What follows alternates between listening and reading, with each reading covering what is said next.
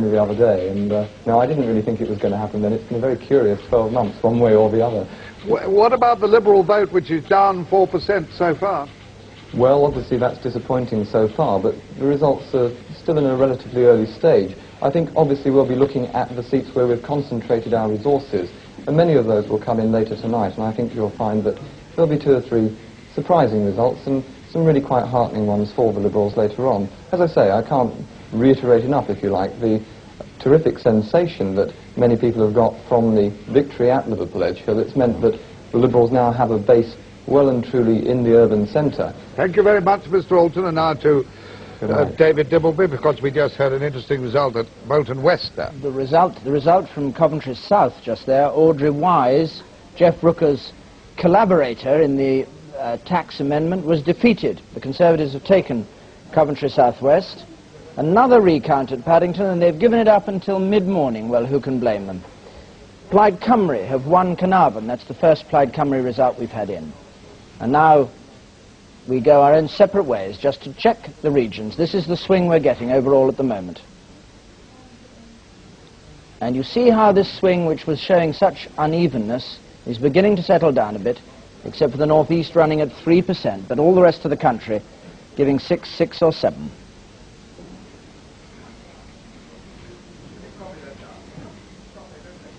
Well, everybody's left us, and we in the southeast and Northern Ireland are here, and I think we might at this point, with the news of a Conservative gain in Chorley, with a swing of 4%, and another Conservative gain at Birmingham Yardley.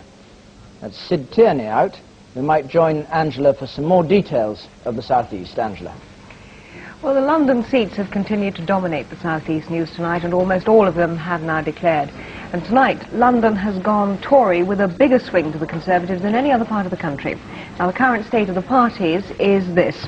The Conservatives have won 46 seats with 6 gains, and Labour have held 39 seats with 6 losses. The Liberals have failed to win a single seat in the capital. The share of the vote shows a massive Conservative vote, 46%. Labour have 40%, the Liberals just 12%, and the National Front doing very badly at 2%. Now, if we look at the change in the share of the vote, we see that the biggest swing in Britain is to the Conservatives is at the expense of Labour, with the Liberals down a very disappointing 5%. Well, so far, Labour has lost a number of seats with well-known MPs, and in some cases, quite comfortable majorities. The Conservatives have gained Putney, Hornchurch, Ilford South, Fulham, Ealing North. Labour has lost former Arts Minister Hugh Jenkins, who fell at Putney on a 5.5% swing, while Alan Lee Williams, the Industry Minister of Mr Callaghan's government, was defeated at Hornchurch on a massive 8.5% swing. And Peter Malloy lost Ealing, a seat Labour has held for 15 years. In the southeast, there have been far fewer results, almost all in safe Tory seats. But here too, the Tories have been doing well. The picture looks even better with the share of votes analysis.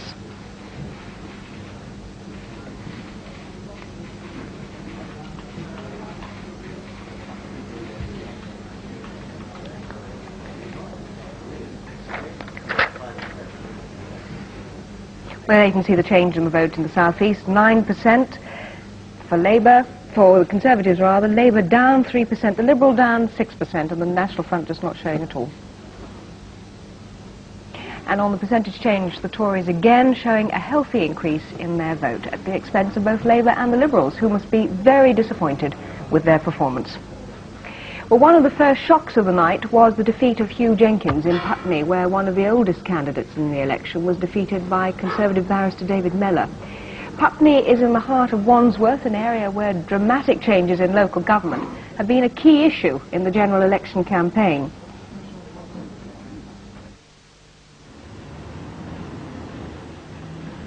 The London Borough of Wandsworth has had one of the most turbulent years in its political history, and not just in the council chamber, but reaching in some way nearly every household in the area. Since the Conservatives took control of the council a year ago from a long-established socialist regime, it's been all change, from big spending to cuts, even in social services. From council house building on a massive scale to wholesale selling of homes, from big rate increases to putting up council rents. In Wandsworth's constituencies, the voters have had a very clear-cut choice between the Labour and Conservative styles of government. Well, in Putney, the voters seem to have opted for Conservative government, and in another Wandsworth constituency, Battersea South, Labour's Alf Dubs had to survive a recount before he scraped home by a mere 300 votes. Rodney Foster spoke to David Mellor, London's first new Tory MP, about how local issues had helped swing Wandsworth Mrs Thatcher's way. But of course Labour did attack very strongly on local issues. Don't you feel that this perhaps was one of the issues which was very important in this campaign? Yes, it was, in the sense that, of course, Wandsworth Council have succeeded very well in getting on top of the financial mess which they inherited, and they managed to keep the rates steady, and this was a wonderful thing. Sadly, of course, that did mean that there had to be some increases in the cost of other services, only in fact to bring them up to the level of other London boroughs, but this was seized upon by the Labour Party to mount a very scurrilous attack upon the council, in effect to re-fight last year's borough elections all over again. But I think that the people who they were aiming this at, the council, people on the council estates, recognised that Wandsworth Council had to balance their books, that they suffered from inflation the same as all the rest of us, and that you couldn't, as it were, be against the Conservative Party for a rent increase when there was this vast tide of rising prices that we'd all had to put up with over the last 5 years. Yeah, well, And it's not been a particularly good night for the lesser-known candidates in the South East. John Beddoes, who stood for the Fancy Dress Party in Dartford, got just 328 votes. And then in Richmond, Jonathan King, who's less well known for his politics than his promoting of pop music, pulled in just 315 votes. And finally, the independent campaigner to end them all, Commander Bill Boakes, lost his deposit for the 20th time in Vauxhall. He got just 44 votes. David. Huddersfield West gained by the Conservatives, and David Owen we hear in Plymouth Devonport.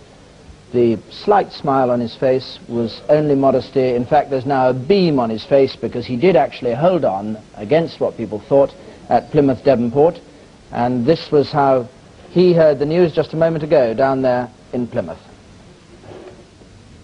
The City of Plymouth parliamentary election, Plymouth Devonport constituency. I hereby give notice that the total number of votes given for each candidate at the election was as follows. Leonard Arthur David Beresford Walker, National Front, 243. Kenneth William Hughes, Conservative, 15,544. Michael James, Liberal, 2,360. David Anthony Llewellyn Owen, Labour, 16,000. Owen wins. Richard Hills Stoner, 203. And that the undermentioned person has been duly elected to serve as member of the said constituency, David Anthony Llewellyn Owen.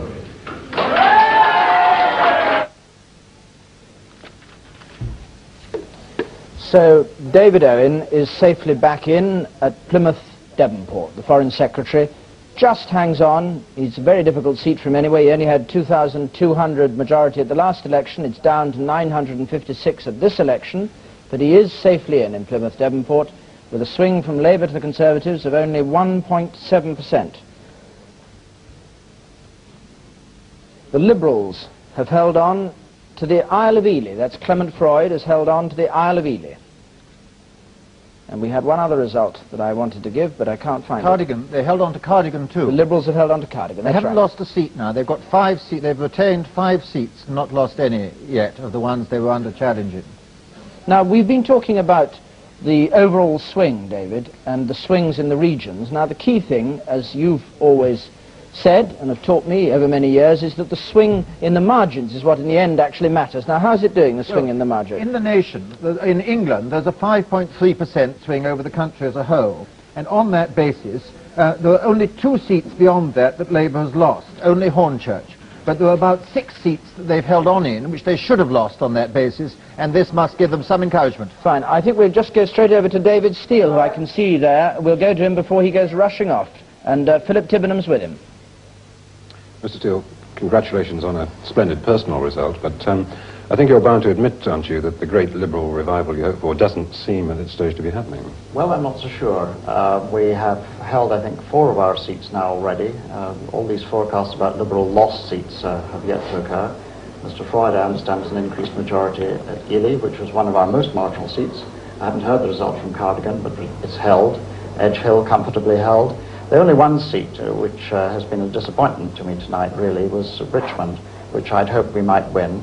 But even there was a swing to us, which indicates that perhaps some others are going to come our way later on this evening. But Edge Hill was down by 4,000. Oh, well, yes, but I mean, that's after a by-election. That's perfectly normal. I think I'll accept any seat with a majority of 4,000 happily. Well, I have to tell you, the predictions for what they're worth are saying at the moment that you're likely to have something between 3 and 4 million votes and only 7 seats. What would your reaction be? Well, the vote figure is probably right, and we had expected the Liberal vote to be down on the last election. But I don't think the seats figure is at all right, and I think that we will still end up with more seats.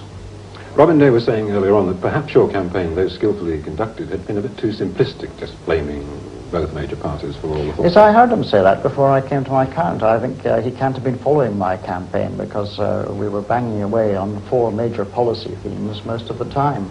And indeed, I think when I did my phone-in with him, I answered a whole lot of policy issues. So the idea that the campaign consisted of simply going on a coach tour of Britain is really rather ridiculous. Do you not think there may have been a mistake in facing the public with the paradox that in a sense you were saying, give us the mixture as before, but at the same time dismissing this phrase, hung Parliament, and preferring to call it a People's Parliament? Well, it certainly wasn't a mixture as before. If we had been able to get a firmer hold on the new Parliament and construct a stable programme across party lines for 4 or 5 years, I think that would have made a tremendous difference. I think it's still too early in the evening to say that that isn't going to happen, absolutely. But on present showing, it looks as though there's going to be a straightforward Conservative government. What effect do you think, if any, the Lib Lab Pact has had on what's happened tonight? Do you think people have forgotten it, or that it's still there in the back of the mind? I think, if any effect, it has possibly helped in a certain amount of tactical voting.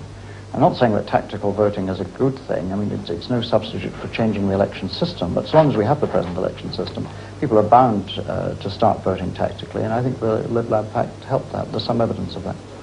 Now, you've been rather guarded about these target seats that you're interested in. Would you care to give us a slight indication of the seats we should be looking for? The one that I was looking for, the only one that I was looking for in those that's declared so far was Richmond.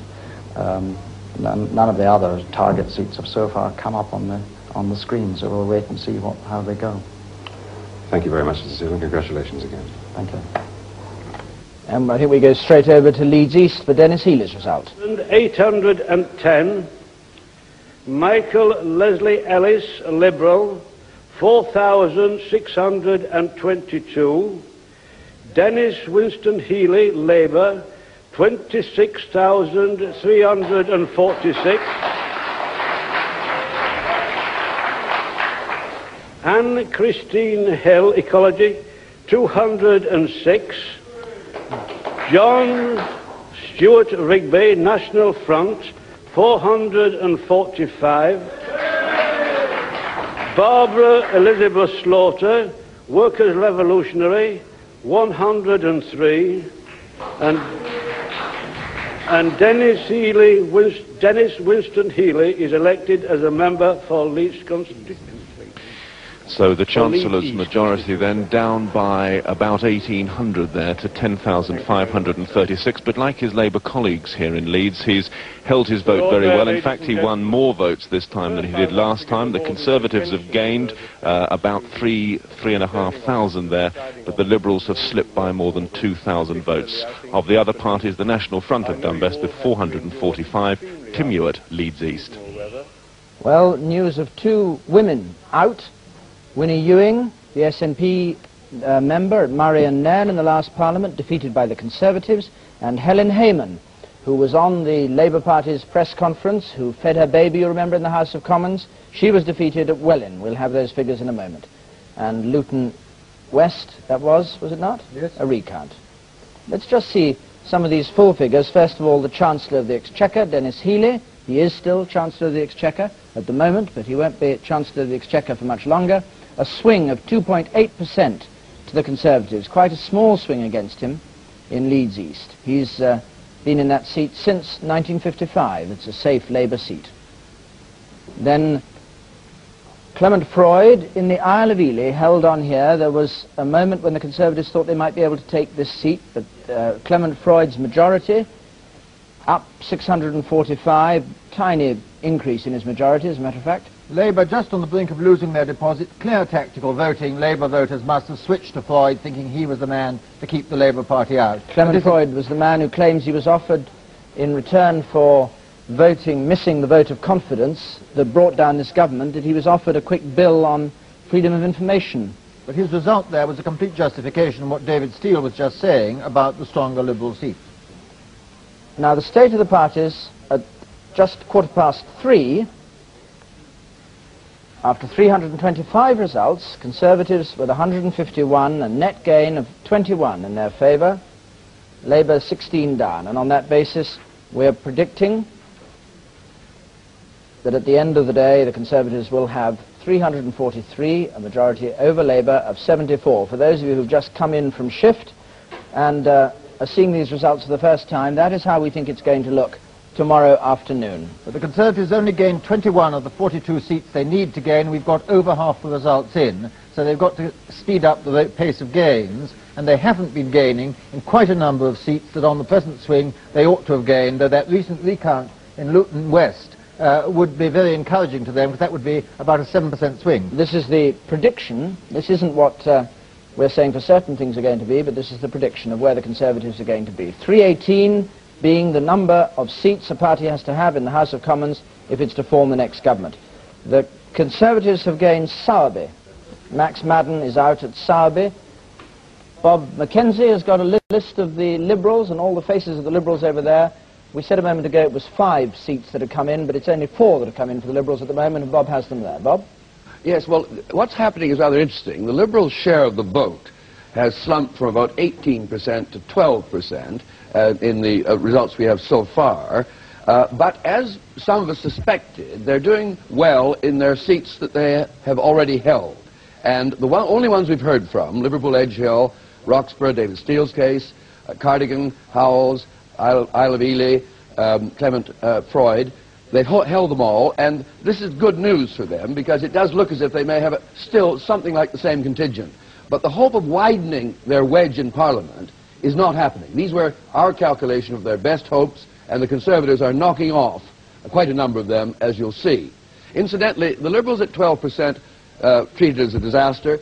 That's very nearly twice the vote that the German Liberals have, and they're a major factor in the coalition in the Schmidt government. It's interesting that 7% for the Liberals in Germany gives them the Foreign Office and a lot of other jobs with Helmut Schmidt, who doesn't have an overall majority, of course, in Germany. Here, under our system, the Liberals will be lucky to have most of their seats again in this Parliament of 635. Let's turn now and look at this fascinating battleground of the marginals. And here the story, as David Butler was hinting a moment ago, is rather more complex than you might expect. Remember we said that this central battleground has to be swept by the Tories over to somewhere around here to give them their comfortable overall majority. Well, they are sweeping it. They're holding, first of all, their own narrowly held constituencies, all of them that were reported. They're knocking off the 0 to 1% swings quite well. Then you suddenly find that Labour is holding something like Bolton West, which ought certainly to have gone down on the kind of overall national swing we're getting. Tories knocking off the right number here, every report we've had. Yet when you get to 3 and 4%, which ought to be well within their grasp, you find Labour holding on. Foreign Secretary, as we just heard, Middleton Prestwick, Darlington. And again, Liberals are holding on, Labour's holding on in areas that are surprising if you're going to see the kind of swing which is indicated by the computer. Of course, the Tories have swept beyond the map, as it were, here, and picked up places, Hornchurch, Fulham, Anglesey, with swings of 8% and more. But the Labour Party is fighting back really quite surprisingly well in critical areas here, so that it could be that overall the Conservative majority, which will certainly be a comfortable one, lasting a Parliament, won't be quite as overwhelming as you might expect from some of the results coming in. Labour's fighting well in the critical marginal constituencies. Back now to David. I think what Bob has just said there casts a slight shadow over the prediction that we've had from the computer, and we'll watch that rather carefully. I'm not at all sure that the Conservatives are going to get 343 seats, as we've been saying, in the new Parliament. Labour has held on to Keighley. Labour's with a 38 majority. Labour's held on to Keighley. Sam Silkin held off Eric Morley's challenged with 122. Ashfield, Labour took back. There was no surprise there. That was the mining constituency that went with a massive swing to the Conservatives at a by-election, though the Conservatives have gained Aldridge Brown Hills on an 8% swing. Now, let's just see the full figures on this gain at Walsall North. This was one where there was a by-election when John Stonehouse lost the seat when he was imprisoned, and Labour has taken that seat back, and the new candidate, David Winnick, has got very nearly the same number of votes as John Stonehouse had. The Conservative vote falls from 16,000 at the by-election to 20. But there's some virtue. Mr. Hodgson has got some benefit. There's virtually a 10% swing compared to 74 in Walsall North there. Well, Dennis Healy is back there in Leeds, and I think Robin's going to talk to him. Yes, good morning, Chancellor, again. Good morning, Robin. How do you see it now? Very much as I saw it last time. I think the certain defeat in this election is the pollsters, the swingometers, and the computers, because, as you've just pointed out, the effective swing against Labour, where it counts in the marginals, seems to be 2 or 3% as against the swingometer prediction of something like 6%. And of course all the pollsters were telling us that Labour was doing worse in the marginals than in the rest of the country. Moreover, there are quite startling differences, as I said 2 hours ago, not only between the various regions in the country, but between almost adjoining seats in the same region. Are you still do you still think that a Labour victory is possible? No, I don't think that's so likely or so possible as it might have appeared when we'd only had about 18 seats. But I think the suggestion of a Conservative majority of what was the computer saying 50 is ridiculous on the figures you've just given us. But do you think that a Labour victory is still possible? I think it's unlikely. And what do you make of your own result in Leeds? Because you dropped your majority a great deal, didn't you, from 24,000 to about 10,000. No, you got it entirely wrong. I think that it was my vote last year that was 24,000. I'm so sorry, yes. And my majority this time is 11,000 instead of 12. You got both your figures wrong, I'm afraid, but you must be very You've tired. always been very good at figures, Chancellor. Yes, well, certainly better than you, Robin. It's quite clear, isn't it? I accept that charge. Can I explain what I think happened in Leeds? I deal with principles rather than percentages. Well, this is very clear. Could I? But your swing, if I may say so, was at 2.8, which is rather to your credit, because it's less than a lot of swings to Conservative. I think what happened in Leeds is that we got the highest vote for Labour we've ever had on a slightly smaller electorate than we had at the last general election, but as in so many other places, the Liberal vote fell very significantly compared with last time, and as you'd expect in a seat like mine, most of the Liberal votes went to the Conservative. But I think the Conservative in my constituency fought a very creditable campaign, and should be congratulated on reducing my majority by 1,000. I have to interrupt because we're going to the Prime Minister's result. Do you expect him to stay on if Labour's defeated? I certainly do. Would you like that? I certainly would. Are you a candidate for the leadership if he doesn't? I'm not contemplating the possibility that he might conceivably go. Thank you, Chancellor. Now to Cardiff South East. Thank you. Where although Mr Dennis Healy is not contemplating the possibility that the Prime Minister might go, he's just walked into the count again. He's been playing cat and mouse with the press. He said that he will make no statement until after the declaration is made here. He seems a rather tired man at the moment. He is used to going to bed a great deal earlier than now. He spent some time in the count looking at the BBC monitor for the results. He didn't give any visible indication. He says that he will talk to us perhaps afterwards. Understand that after he's talked to the nation, he will get into a car and drive down to London. He's waiting for his result, which I expect within the next 2 or 3 minutes. He has against him 6 other candidates, some of them rather curious characters. One of them is Pat Arrowsmith, who was arrested in the streets of Cardiff yesterday. Another one is Alan Jones, who's the Conservative, who is a solicitor and a Welsh speaker. He's got Eric Randolph-Roberts of Plaid Cymru against him, Richard Spencer, communist, and Raymond Aldridge, who calls himself a Severside Liberation candidate. We're waiting. We've got about another 2 minutes, I think, still, before the result here. The Prime Minister has had nothing to say to anyone. He's talking now to his agent, Jack Brooks, and he's looking more cheerful now he knows the cameras are on him. Here comes the Lord Mayor, coming in now. The Lord Mayor who began this programme, who is himself a lifelong socialist, and he is the returning officer, and he is going to announce the result in this crucial election, although the result is probably in very little doubt.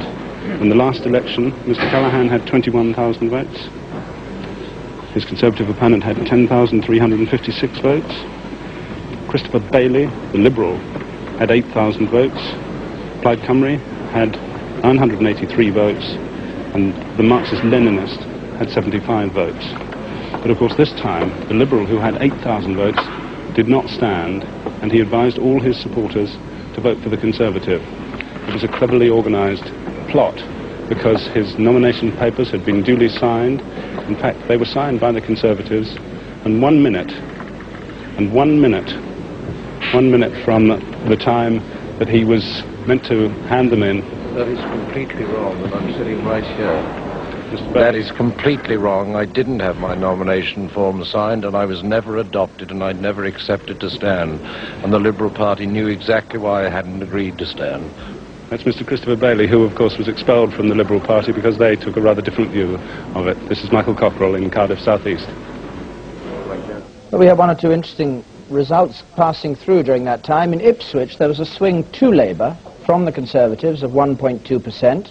Plaid Cymru holds on in Meirionydd, and Judith Hart holds on in Lanark.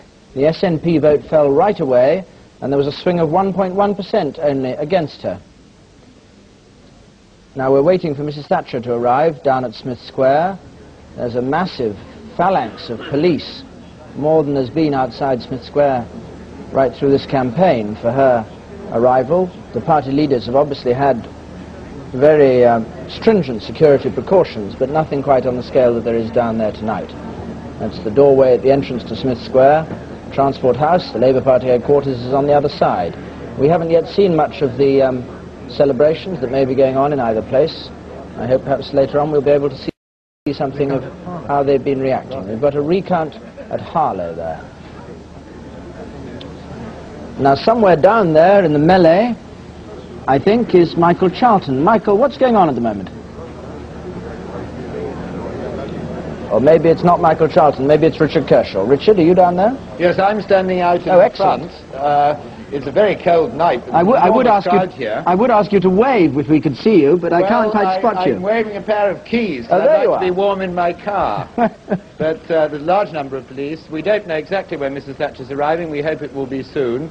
There's a very lively mood inside the central office. If you turn round, Richard, towards us, we'll be able to see you too. I don't know which camera you're looking at me with. That's the one. That's the one. I was gazing gently at the one on the hoist in the background.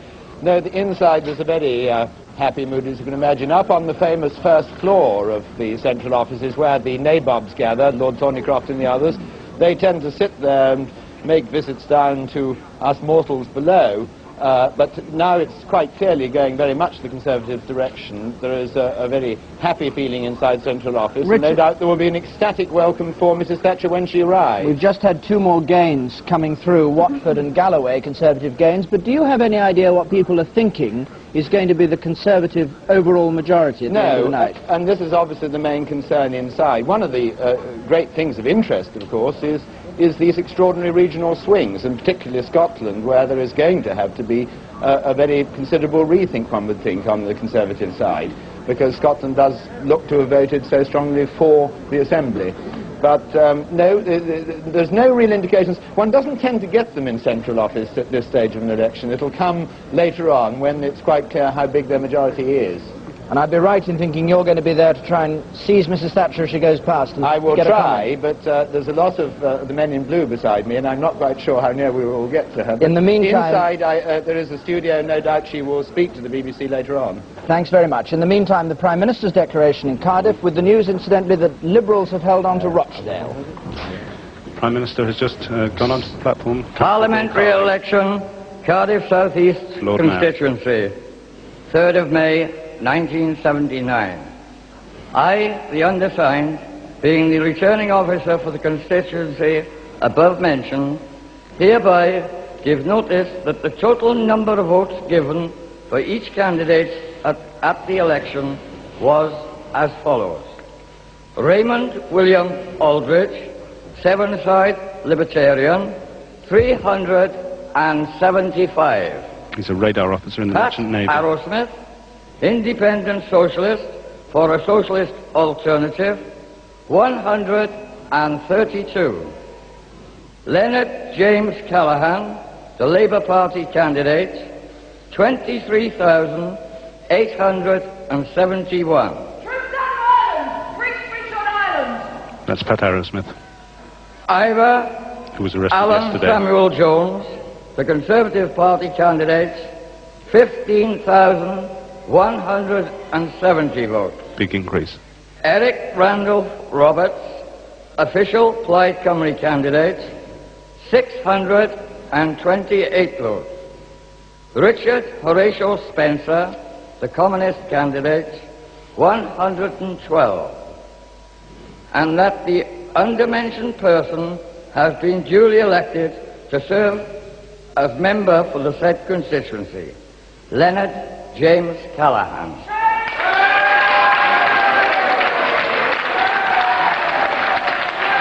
Mr. Callaghan's vote up, but his personal majority is down because the Conservative vote has gone up by nearly 5,000. Mr. Callaghan's vote has gone up by nearly 3,000. Oh, I'm so sorry. I beg your pardon. Lord Mayor, tonight. Mr. Acting Returning Officer, ladies and gentlemen, first of all, I'd like to thank you, Lord Mayor, and the Acting Returning Officer. Free speech on Ireland! To thank all those who have been. Free speech on Ireland throughout this election. We've been ejected from every meeting. This is Pat Arrowsmith. To say thank you. Who is the Troops Out of Ireland candidate. Policy on Ireland. He sent the troops in. She was arrested yesterday in Cardiff. It looks as if she may be arrested again today. I think we got a lot of free speech here tonight, as we've had throughout the whole of the election, as far as I could see. But she's supported by the Trotsky, maybe I might be allowed, International Marxist Group, Socialist Unity. Thanks. And I'm sure that even the candidate who's interrupting would welcome a word of thanks to all those who have sat there are a number of throughout the whole outside. day to collect the votes, to preside and to take part in the elections. And I do therefore thank them, despite the lack of courtesy that is being shown to them at the present time, when I thought I might be able to speak for at least most of the candidates here, and I think I still do. So let me say, you see what I've had to put up with for the last month going around the country. Pat Arrowsmith, of course, is the veteran CND campaigner and pacifist. I'm not going to make any comments about that now, except to say that I do thank you, Lord Mayor, and everyone concerned with it. I thank the police too for their assistance at the polling booths and the way in which they have helped to ensure that this election has been properly conducted. And if I may say so quite shortly, I think... How many people ejected from your meetings for speaking out over Ireland? No, it's all right. She has her own strong views, and I think democracy is strong enough to contain those views even when they're expressed in this way.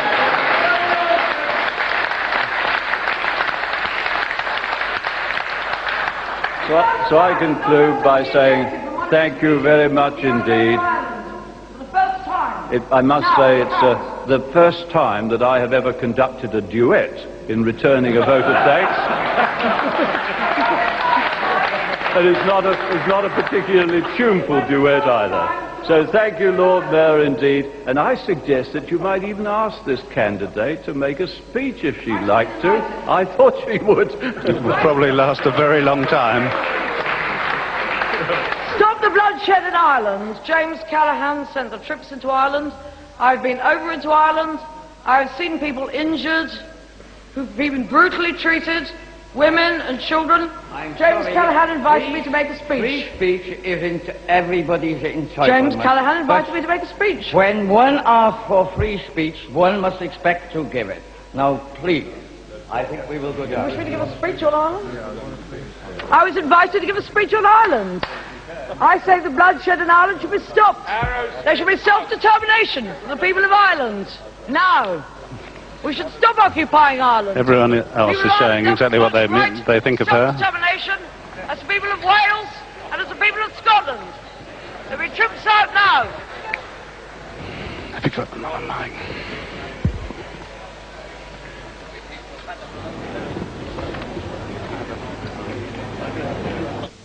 Well, strange scenes at the count. Mr. Callaghan good-humouredly allowing Pat Arrowsmith to have the microphone. And she made a speech which wouldn't have been heard during the campaign, and she spoke to the whole country for a few moments about Ireland. People have been following Mr. Callaghan right through this campaign, of course, heckling him and interrupting him, which is what she was referring to. The Conservatives have gained Gravesend on a swing of 8%. Tim Brinton, a former television newscaster, takes Gravesend from John Ovenden for the Conservatives. Dennis Skinner, the Beast of Bolsover, as he's half affectionately known, is back in there with a swing against him of 6%. Quite a big swing there, I think, against... Yes, but... Birmingham Selly-Oak, a Conservative gain. This is Tom Litterick's seat, the Labour candidate. He's been defeated there. A swing to the Conservatives of 9% in Birmingham Selly-Oak. Elsewhere in Birmingham, the swing was very low. That is a very high one. In the second seat, the Conservatives gained in Birmingham. And we just go down to Mr. Callaghan in Cardiff, who I think is being talked. And how are you feeling about the position generally throughout the country, as you've been watching discuss that later. We will be talking to you later. Thank you, Prime Minister. Making a statement. I'm so sorry. Well, a few brief words with the Prime Minister. I hope we will be able to reach him later if Mike Cockerell can arrange to speak to him. We'll obviously take it as soon as we can.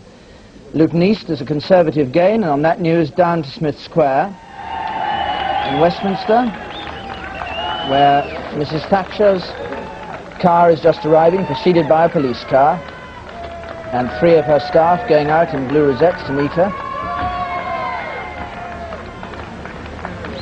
Richard Kershaw is down there. Richard? Well, isn't it loud cheers, as you can hear. Lord Thornycroft has gone out to meet her with her son, and Mrs. Thatcher's just getting out of her car.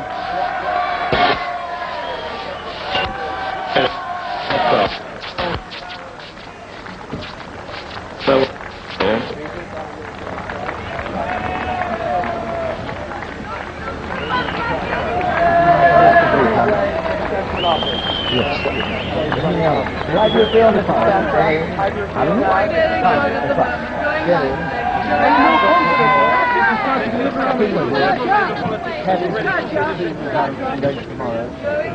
Woolwich West. Before you worry about those steps, love, I'll see you. Mrs. Thatcher, last way. Please, darling.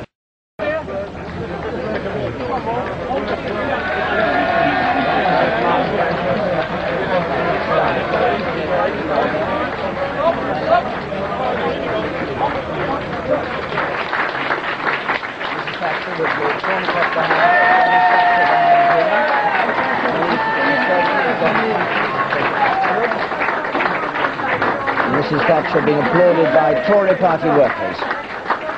They've been working flat out for the past 4 weeks on this campaign, and tonight, traditionally, as they do at Transport House, they watch the results on television, and if they're lucky and if they're on the right side, get a decent drink from the people they've been working for all this time. Lord Thornycroft follows Mrs. Thatcher upstairs. We hope at some point we'll be able to talk to her too. We've got 1, 2, 3, 4, 5, 6 recounts going on. Bury, Stockton, Kingswood, Paddington, where they've had 3 recounts and they've given up counting until tomorrow morning. Woolwich West, and Bebington and Ellesmere Port. I think one was Stockport North, not Stockton. Stockport North, sorry. Stockton-on-Tees, Bill Rogers was back there safely. Now, down at Cardiff, there's a demonstration, it seems, outside the City Hall as the Prime Minister comes out. This is, of course, for more speeches, because the candidates make their speeches inside and then once again outside.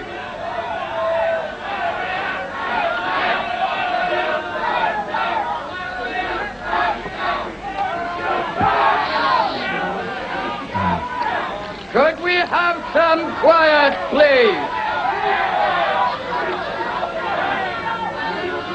Well, these are the same Troops Out movement, you can read the signs there, the same Troops Out movement that have been following the Prime Minister wherever he's been. In fact, it has to be said that he's had a rougher time during this campaign from audiences. Almost everywhere he's gone, he's had interruptions at his meetings, whereas Mrs. Thatcher's, that have been all ticket affairs, just like the Prime Minister's, have not, on the whole, had any interruptions at all. It's been silent audiences listening appreciatively to Mrs. Thatcher. We haven't seen her in the rough and tumble that Mr. Callaghan has from time to time turned very successfully to his own advantage.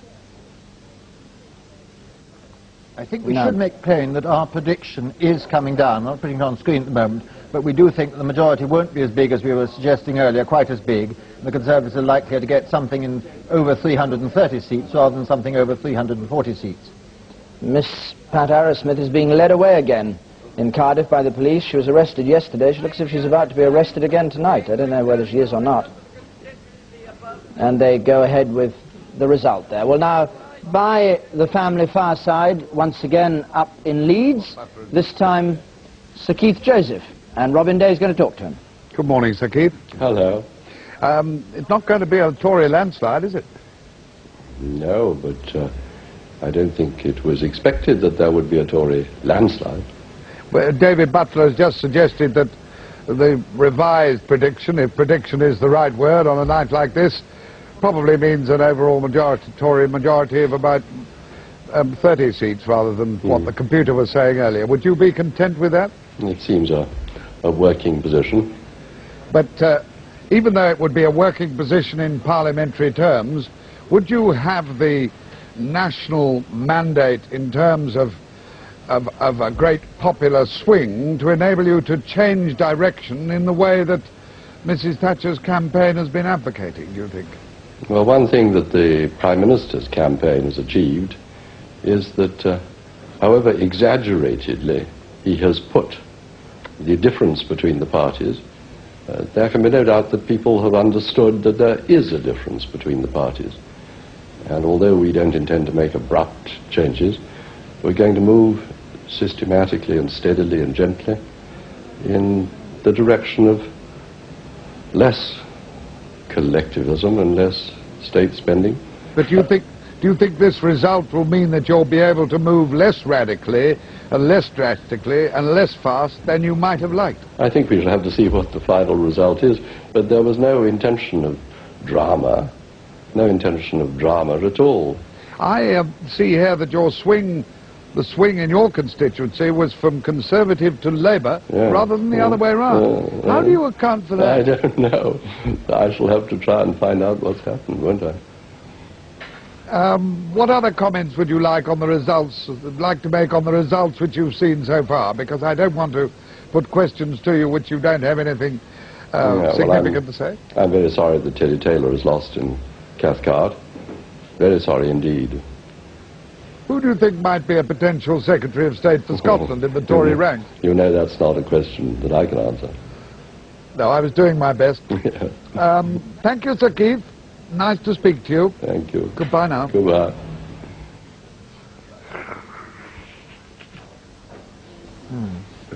I'm just trying to find out what's going on. Yes, I know I'm on. I was just enjoying talking to you. Goodbye. We've had 394 seats declared, and as Robin was saying, that David was saying, we're not predicting quite as large. In fact, our prediction for the Conservatives now has dropped to 333 seats. But what would that give them in terms of an overall majority? Well, that would give them an overall majority of 31, because 302 other seats makes 635, which is the House of Commons. Incidentally, did you notice the Speaker's return? George Thomas was returned in Cardiff West, and he got 85% of the vote, much the largest vote anyone has yet got. Conservative gain in Blackburn, 8.5%. No, Dudley West. 8.5%. Dudley West, sorry. Mr. Blackburn. Mr. Blackburn in Dudley West. 8.5% swing. We'll have a look at the prediction. We'll have the full result from Blackburn in a moment. This is the prediction after 395 results. And when people keep on saying that these predictions are nonsense, they're only a way of trying to identify the trend of things during the evening, and they're no better or worse than the figures that come in and the analysis you can give of them. It's nothing to defeat a computer. Events can always defeat machines.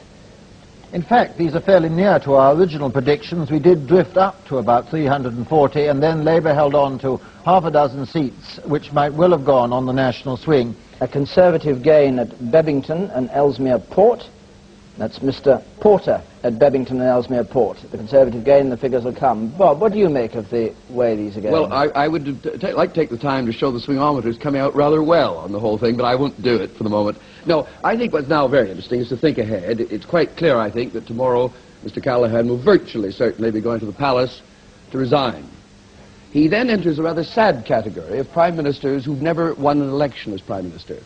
Alec Douglas Hume, an example. Neville Chamberlain, an earlier example. And it's a rather sad, just falling short of what would have been the culmination of a really remarkable political career in that sense. Now, he says he'll carry on for Parliament, but remember, the Labour leader in opposition has to face an annual contest for re-election. Not when he's in office, but in opposition he does. And it would not be surprising if a man of 67, faced with 4 or 5 years in opposition, doesn't face fairly soon a challenge to his attempt to carry on. He said he would carry on. That's for the Parliamentary Labour Party to decide. But it has been a remarkable career, 34 years, now probably 39 years in Parliament, all the great offices of state. He's covered more of them than Churchill did at the very top. A Prime Minister, of course, Foreign Secretary, Home Secretary, Chancellor of the Exchequer. A remarkable array of offices behind him, and he's just apparently missed that supreme prize of being elected Prime Minister in his own right. So we'll see. Now, remember, Mrs. Thatcher becomes news from Devon North. Hereby give notice that the total number of votes given for each candidate at this election is as follows. Boakes, Public Safety. William George Boakes, 20. Hansford Miller, English National Party. Dr. Frank Herbert Hansford Miller, 142. Price, John Morley Price, National Front. 237. Rouse, Henrietta Elizabeth Rouse, Wessex Regional Party. 50. Salton, Anthony John Salton, Labour. 7,108. 7108. Speller, Anthony Speller, Conservative. 31,811. 31811. Thorpe, John Jeremy Thorpe, Liberal. 23,338. 23338. War, Auburn Alexander War, Dog Lovers Party. 79. Whittaker, Anthony Michael Whittaker, Ecology Party. 729. 729. And that the undermentioned person has been duly elected to serve as a member for this constituency of North Devon, Anthony Speller.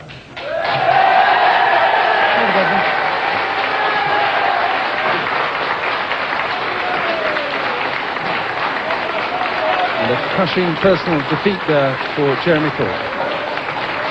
He's been MP for this constituency for 20 years. Mr. Squire, ladies and gentlemen, I have a deep and humble pride, if you can have such a strange juxtaposition, in winning this seat. I shall seek to be as good a member for the constituency as my immediate predecessor, Jeremy Thorpe.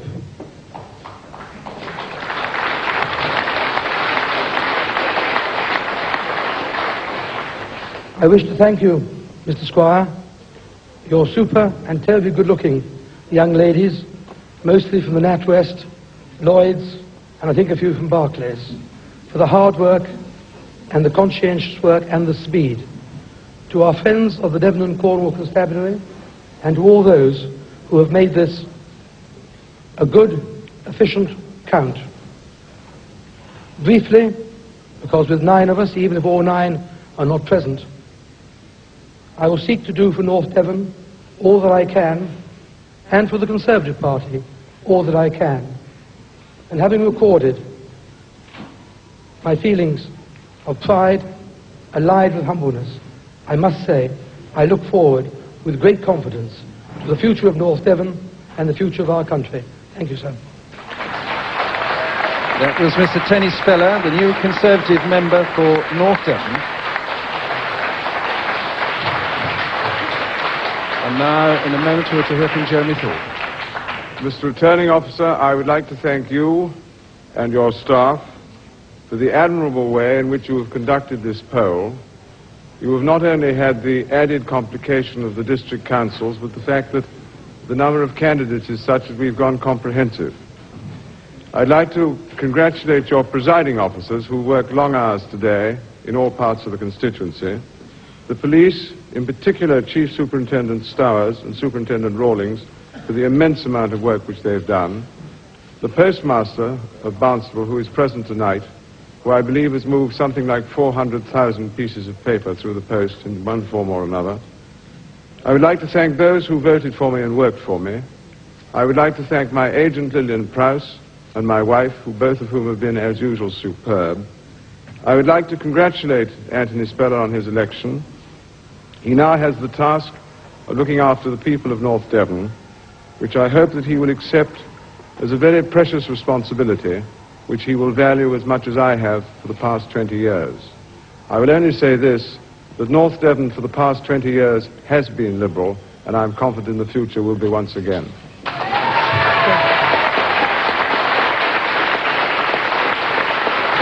Moment of high personal drama there with Jeremy Thorpe. Just to round off my observation a moment ago about the fate of Mr. Callaghan, assuming he resigns tomorrow, let me just say a further word about Mrs. Thatcher. The world headlines, assuming she goes to the palace tomorrow, will be entirely in terms of the historic breakthrough a woman has now achieved. I don't know whether it's occurred to you, but in no major Western democracy has a woman achieved either the role of leader of the opposition or one of the inner jobs in any major cabinet, foreign minister, chancellor, and that run of job. Women have only got to Social Security, education and so on, almost as token figures in the major Western cabinets. And this is an historic breakthrough. Overnight, Mrs. Thatcher has broken the sound barrier for women, as it were, and that will be the world news, assuming she goes to the palace tomorrow. Remember, too, that the only women to become Prime Minister, oddly enough, have been in tiny Middle Eastern democracy, Israel, or in the Far East, Mrs. Gandhi, Mrs. Bandaranaike. Here we now have in a major Western country, entering the very centers of power, the Big Four meetings, the rest of it, a woman. And this alters, historically, the pattern of politics. Whether Mrs. Thatcher appears to be a feminist figure, and some feminists will be very disappointed because she seems to choose her people entirely on merit, she hasn't brought any great number of women into her shadow cabinet, is another matter. But at least this is one for the history books if she goes tomorrow to the palace, as we now expect. Well, we saw a Conservative gain at Bristol North West there, but perhaps more powerful the sight of that bitter, painful moment for Jeremy Thorpe, leader of the Liberal Party for 10 years, the person who presided over their 2 biggest successes in the elections of 1974, now humiliatingly rejected by the people of Devon North with a massive swing against him, the Conservative victory. We have a Conservative gain which doesn't say where it is, so I can't come to that for just a moment. David. I do think it's rather important. People have been talking about differential swing and a great variety of swings. Dennis Healy was speaking about this. Now, in some way, it's true. In the marginal Labour seats, the swing has only been 3.1 compared to the national swing of 4.5. If you look at the regions of the country in more detail than our broad regions, you find in inner London a 7% swing, in the East Midlands a 6% swing, but in South East Lancashire, where a lot of marginals were, the swing is only just down at 3%. And in Tyneside, it's actually under 2%. And in Scotland, of course, it is in the opposite direction. And if you look at other types of seat, however, you don't find any difference between agricultural and mining and resorts and predominantly middle-class seats, predominantly working-class seats. These are roughly having all the same sort of swing in broad types. So such variations in swing as there are on the whole regional ones, if you look at broad categories. But there is this key thing for Labour, that their sitting members have held on by about 1% better than average, and therefore we're not getting as many seats changing hands as we might have expected. But do you think there's another Conservative gain there, and we had a gain in Basildon, which was Eric Moonman out, and this is Ray Carter out? That's a very big swing in 10% swing. That's a huge swing, and that, of course, is British Leyland territory. It was interesting, in Oxford, my hometown, which is a British Leyland town, there was a very low swing, only 2%, but in Northfield, a 10% swing, like the huge swing you have around the Ford Works in Dagenham. Richard Wainwright has held on to Colne Valley, a swing from Labour to Liberals of 0.6%. Richard Wainwright is party spokesman on industry. So let's just have a look at the state of the parties now. Just before 4 o'clock. 417 results in. Remember, we're hoping to get about 500 results in. They're meant to be counting tonight, and that's the present position. Conservatives, net gain of 35, Labour a net loss of 28. The Liberals down 1, that was Jeremy Thorpe's seat we saw just a moment ago, and the Liberals have held on to all their other 6 seats that have come through. SNP, on the other hand, have down 6. And that's the position. We don't know what the Conservatives are going to get at the end of the night, nor do we know when they're going to break through the 318 barrier that they need. But it's certain that they're going to be in a position with an overall majority to form the government, that the swing over the country as a whole from Labour to the Conservatives is 4.5% or so. And on that, let's just catch up on some of the stories that we've been dealing with during the night so far, just before 4 o'clock, with Angela Rippon. Angela. Well, as you'll have seen, of course, Mr. Callaghan safely returned to Cardiff South East, but his majority down there by 2,000. You also saw some rather bizarre events surrounding his announcement, with Mr. Callaghan inviting Pat Arrowsmith to stop heckling from the floor and come up on the platform and make a speech on Northern Ireland. But the first of the party leaders to hear that they'd been re-elected in their safe seats was Mrs. Thatcher.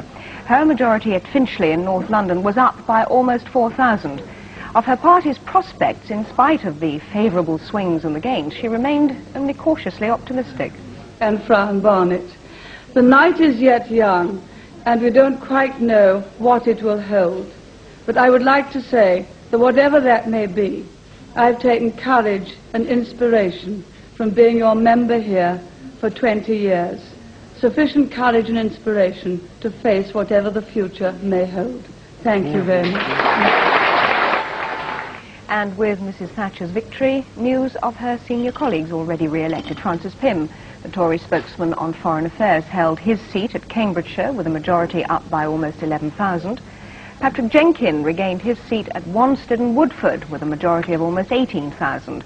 And at the marginal Hornsey, Hugh Rossi, the Tory spokesman on housing, increased his majority from under 800 to 4,000.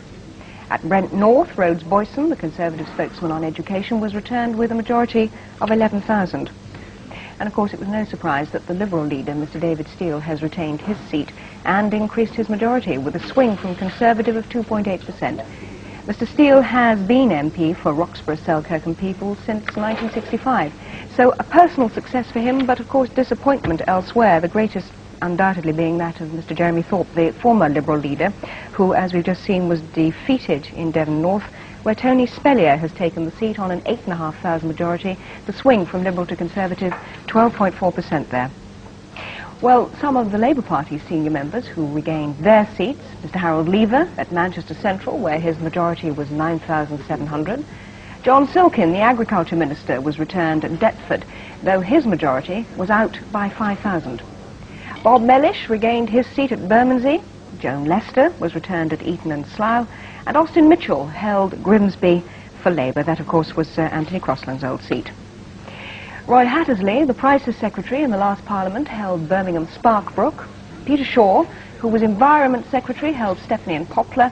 And Labour have also held Newham North East, Reg Prentice's old seat, which was much in the news during the campaign. But at Northampton North, Maureen Colquhoun has lost the seat that she's held for Labour since 1974.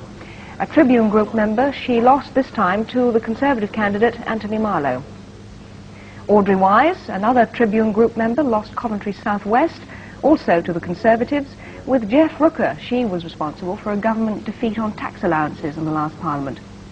But at Blackburn, Labour held the seat. The new MP there, Jack Straw, the former students' leader. He was standing in place of Mrs. Barbara Castle, for whom he was previously political advisor. Mrs. Castle, of course, is retiring. And against some of the predictions, Dr. David Owen is safe at Plymouth Devonport. He'd been defending a majority of 2,200.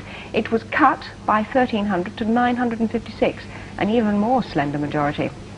Kenneth Hughes increased the Conservative share of the vote by 400 on a swing of 1.7%. Mr. Healy regained his seat at Leeds East, though his majority was also down.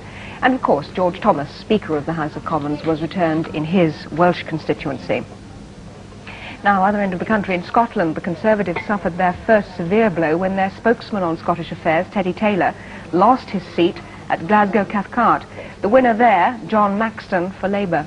Now, Mr. Taylor was considered likely to have been a senior member of any cabinet formed by Mrs. Thatcher. But it's certainly been a bad night so far for the Scottish National Party, with their support being roughly halved. And it's Labour that's been gaining as a result. However, there's one boost for the Nationals. They held Dundee East, which they gained from Labour in 1974. Gordon Wilson held the seat for them, beating Jimmy Reid, the former communist who was standing for Labour this time. However, the SNP majority slumped by more than half. In fact, most of the smaller parties seem to be faring badly. The Liberal vote has so far gone down, and they failed to win Salisbury, which they had hoped to take from the Tories. As for the National Front, well, they seem to be losing ground. In Hackney South and Shoreditch, John Tyndall, the party's chairman, was fourth with 1,900 votes, almost 600 fewer than the National Front candidate received there in the last election. And in Lambeth Central, the Front share of the vote was cut to less than 8%. And there's been one break with tradition during this election. The constituency of Bolton East, which has become renowned for voting the same way as each new government, failed to do so this time.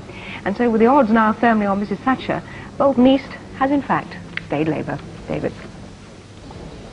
Well, the Liberals may not have done as well as they did in 1974, but they haven't really been doing all that badly. We haven't yet had a Liberal seat lost except for Jeremy Thorpe's. And it looks as though they're going to make about 13% of the electorate, about 4 million or so Liberal votes at the end of the night.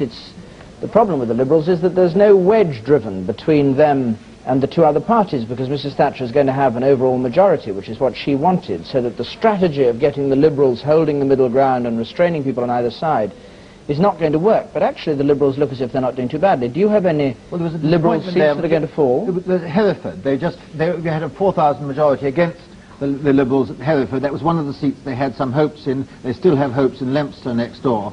No, I don't think there's any clear evidence of any individual Liberal seats. I think they'll all be fought on very individual basis. We're waiting for Truro and Berwick and Tweed and Inverness, which will come a lot later, and John Pardoe in Cornwall North, Montgomery and Orkney and Shetland. I think they'll win the majority of those, so not necessarily all of them. Of course, one of the advantages of being a Liberal is that you are almost inevitably a spokesman for something, and you're almost inevitably, therefore, a national figure. You appear on television, a Labour gain, Birmingham Stetchford. That's Roy Jenkins' seat that went when Roy Jenkins went to Europe, and it was not expected that the Tories would hold on to it. But they did very well to keep the majority down to 2,000. And there was an extraordinary result just now. Roy Jenkins' majority was nearly 12,000, I should say, at the last election. In Birmingham-Erdington, next door, there was a 10% swing against Julius Silverman, who's held the seat since 1945.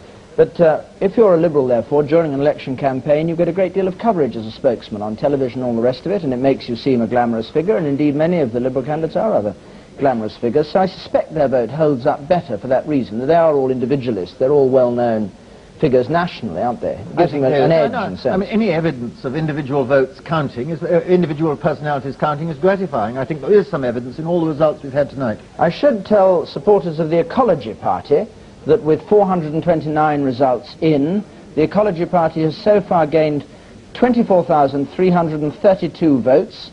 That's 0.1% of the votes cast so far.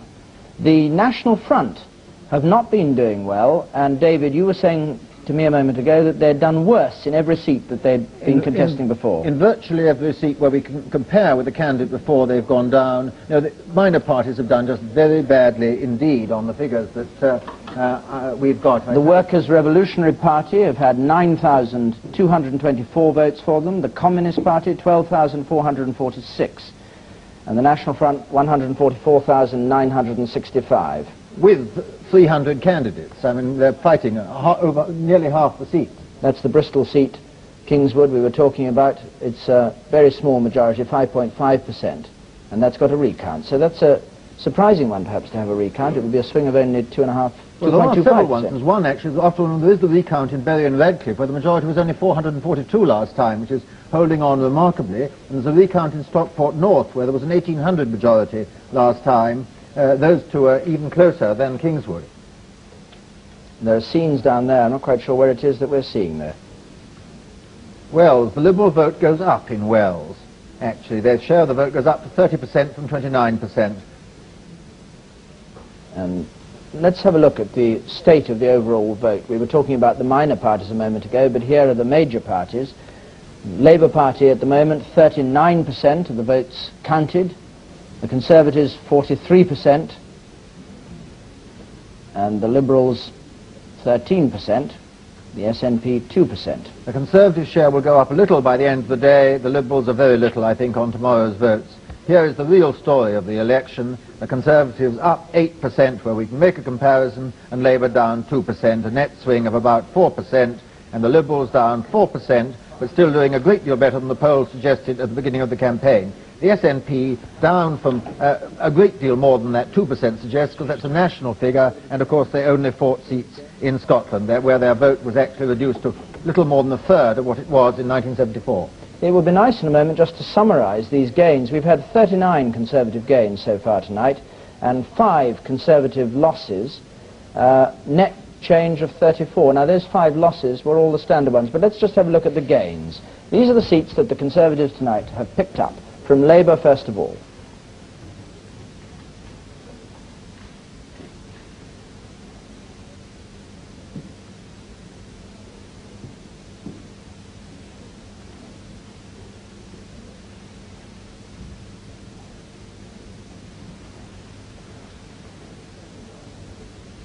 Long list of gains, these all from Labour. And then from the Liberals, Devon North, Jeremy Thorpe's seat.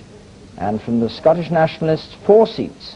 There were 5 they thought they might get. I don't know whether we've had all 5 in yet. No, we haven't. There are 2 to come tomorrow. So they may indeed pick up all the SNP seats that they thought they'd get. The SNP vote seems to have collapsed. Let's just have a look, though, at the Labour gains from the Conservative. Glasgow, Cathcart, Teddy Taylor, but the other 4 are all by-election. Workington, Walsall North, Ashfield and Birmingham, Stetchford, those are all by-election seats that were taken by the Conservatives on unprecedented swings. Workington, Ashfield, for years Labour seats, Walsall North. John Stonehouse's old seat, the seat, Birmingham, Stetchford, where Roy Jenkins went off to Europe, which seemed to be rather resented. Wherever somebody went off to Europe, they lost the seat. Their successor lost the seat in those 2 gains from the SNP. Now, Bob Mackenzie, oh, he's left. I thought you were... My dear Bob, I'm so sorry. Bob was standing a moment ago when I started talking, and I talked so long he left the swingometer in despair, but he's back there. Nothing will keep him away from it. Absolutely fascinating story. This is the 8th appearance of the swingometer. Now, you may remember my saying at the beginning of the evening, Mrs. Thatcher needs 4.5% swing to get somewhere between 5 and 35 majority. I said around 20. The marvelous computer worked it all out and got her up to 60 majority and all that kind of thing. The last word of the computer is, it is a 4.5% swing to Mrs. Thatcher and about 25-seat majority. It was right here from the beginning. Cost a lot more to work it out in the computer. The old machine is still there.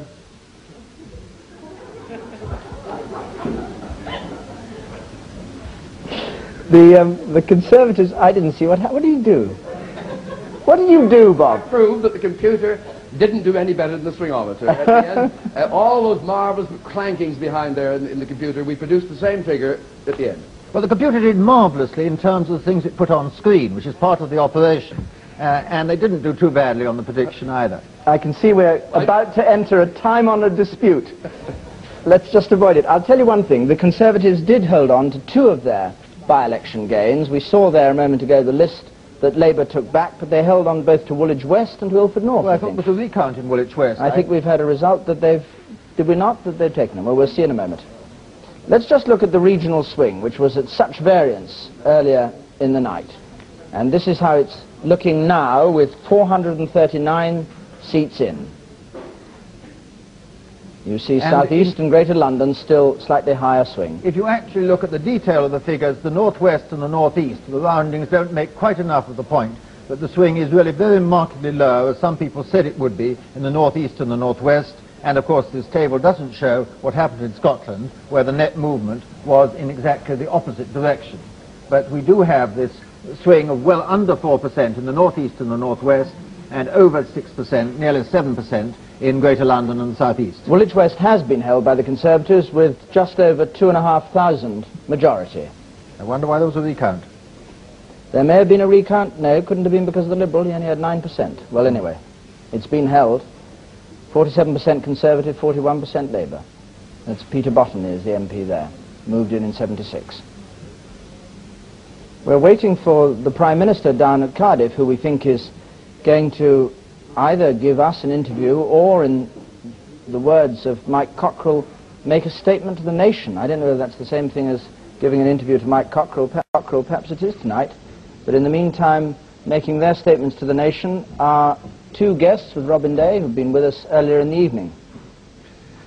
Gentlemen, if we could get to the politics of this night rather than the mechanics, the most interesting point is if the Tories do have a majority, overall majority of about 25, as Professor Mackenzie says, is that a mandate for radical change, for rolling back the frontiers of the state, or does it change the whole picture of the next few years?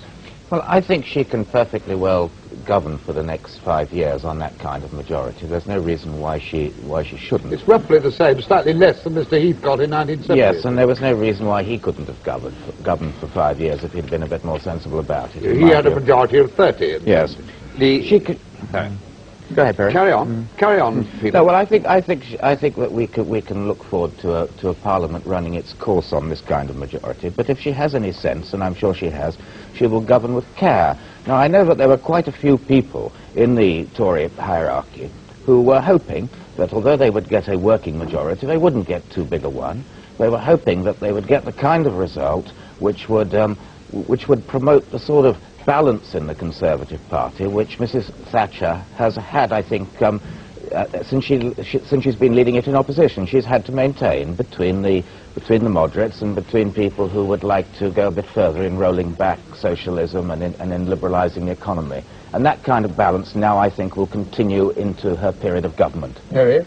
No, I think the one name that hasn't been mentioned throughout our entire programme is the trade unions, which is really like talking about Hamlet without the Prince of Denmark. We haven't heard the name trade unions once, and of course this is the one name that is very relevant to the size of Mrs. Thatcher's majority.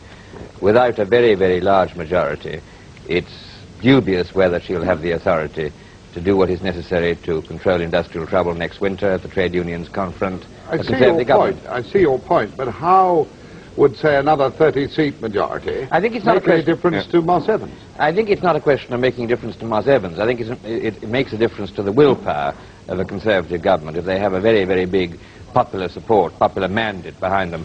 I mean, it rather looks from these election results that if there hadn't been the industrial troubles last winter, Mr. Callaghan might have had quite a good chance of winning this election. Do you see this as a weak-willed Conservative government? I see this election so far as being a very clear indication that the country is fed up with the trade unions. And the question really is whether they've given the next Tory government a big enough majority to do anything effective about the trade unions. Linked to your point about the trade unions, or Perry's point about the trade unions, Peter, how will this affect the attitude of the opposition to a Conservative government with a majority, overall majority of about 25? Well, I think, again, the opposition will look at this and say that Mrs. Thatcher has not received a mandate to do anything too radical. This election shows that the country, the British people, once again have contrived to produce a rather balanced parliament. Now, we've had several elections like this now. Each one, I think, has made it clear that there is no majority in the country for radical socialism, and nor is there a majority in the country for radical conservatism. You think this is a mandate for moderation, do you? This is, if I may say so, rather a worrying factor, isn't it? Peter seems to be very satisfied that we have a parliament that is going to be as unable to do anything effective to govern England as the last parliament. This doesn't seem to me to be a matter of congratulation. The truth of the matter is, surely, that to do anything effective about Britain at the moment, you do need rather a big majority. A small majority isn't sufficient. I mean, it isn't really a question of giving her a majority to do something extreme. It's a question of giving her a majority to do anything at all. I mean, in Britain, it needs faith to move molehills, not mountains. No, I think she needed a big majority. Can I just ask you about the Liberals, if I may? They're going to end up with fewer seats, probably, perhaps 7, 8 or 9. They lost 1 million votes, it seems. Is there going to be any case, is there going to be a new impetus for proportional representation after this vote, or must we wait and see what the popular vote is? We must wait and see what the popular vote is, but I think that we must have a sense of history as well. The Conservatives have gained Belper, incidentally. George Brown's old seat. Sorry to interrupt. I mean, the Liberal vote, if it comes out at about 13% of the votes cast, the Liberal vote is not bad at all for Liberals after a period in which Labour has been in power. They've done much better under these circumstances than they have ever done before. Because in 1974, when they scored these record totals, it was, of course, with the Conservatives in power, and their fortunes tend to rise when the Tories are in office and go down when Labour's in office, and on that reckoning, it's not too bad for them. I'd like to go to David Dimbleby now, if I may, gentlemen. Thanks, Robin. Well, I think at that stage that we might break up again and go to the regions, because no doubt each of you have a great deal to say about what's gone on in your region, and here in London we do too. So let's just see the state of the parties at the moment, with 448 results in at 4:15 in the morning. Conservatives 35 net gains, Labour 28 down. And our prediction at the moment, and it may be on the high side, I have to say, David Butler will explain later, we think it may be a bit on the high side for the Tories at 3:30, a majority of 53.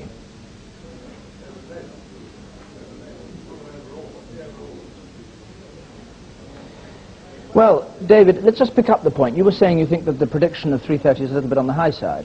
Well, it's come down since we were speaking before. Yeah. And 330, of course, would be almost exactly. Ted Heath got 330 in the 1970 election. Now, what would that be as an overall majority? Well, 330 out of a House of 635 would leave 305 seats to the others. It would be an overall majority of 25, barely enough to keep quite clear. In fact, on the seats that come in tomorrow, I think there are only 2 marginals that could go to the Conservatives. There are 7 or 8 seats still to come tonight that we haven't heard from, which are very much in the vulnerable area. 3 or 4 we know that there are recount. Paddington North, we know they're putting off a 3rd recount to tomorrow. So there are quite a number, but she's only gained, Mrs. Thatcher and the Conservatives, have only gained 35 seats net. And that is still 6 or 7 short of where they might go to. There were a couple of interesting results that came in. Alex Lyon holding York, and that needed about 3.3% swing to the Conservatives for him to lose that. That's the very liberal minister on race relations, on immigration, who was sacked by Callaghan. And Roderick McFarquhar, the journalist, used to work on the BBC, on Panorama, and took over George Brown's seat in February '74. He's been rejected by the people of Belper. That's the second time that's changed. You remember it was the seat George Brown said he lent to his opponent, didn't he, when he was defeated. I remember Robin talking to him afterwards, but he said in his speech, I lend it to the Tories. Well, they've taken it back again on a swing of 5.6%. And the person who took it was a woman. I think she's the first woman to gain a seat among the victors this evening. There's the little flashing light for Belper. I don't know how accurate that flashing light is. Most of them pretty good. But Sheila Faith is not actually the first woman. Mrs. Peggy Fenner won back Rochester. That's right. There are at least 2 extra women back in the House, but 1 or 2 I think have lost. At this stage in the night one loses track of all the results that pass before one's eyes. I'm not sure whether we're all back together again or whether it's just us on our own here in London now. I think it's us and our friends in Northern Ireland who are with us, and I think at this stage the results are rather drying up, and we're rather drying up. We could do with it. Bob Mackenzie's not drying up. Bob Mackenzie's waving his arms in the air. Well, I didn't like to be accused of drying up, but I just... What I meant was that I was in need of a drink, Bob, not that I was drying up in your sense. I can talk Perry Worsthorne till morning. Perry Worsthorne made a terribly important point, and that is that it is a very, very narrow kind of majority for the profound change in economic policy which Mrs. Thatcher genuinely believes in. She's been elected, if she is back, as I expect she is, with a narrow majority. 43% of the electorate, of those who voted Conservative. It is not the kind of swinging majority that I think a fundamental economic change ought to have been backed by if it's to be trouble-free. And I see this being challenged. As soon as by-elections go against her, as historically they will, people will say this is no mandate for the kind of fundamental economic change. And I therefore think Perry's on a very important point, that this is not the kind of thundering majority to alter fundamentally the economic policy of the country without being challenged.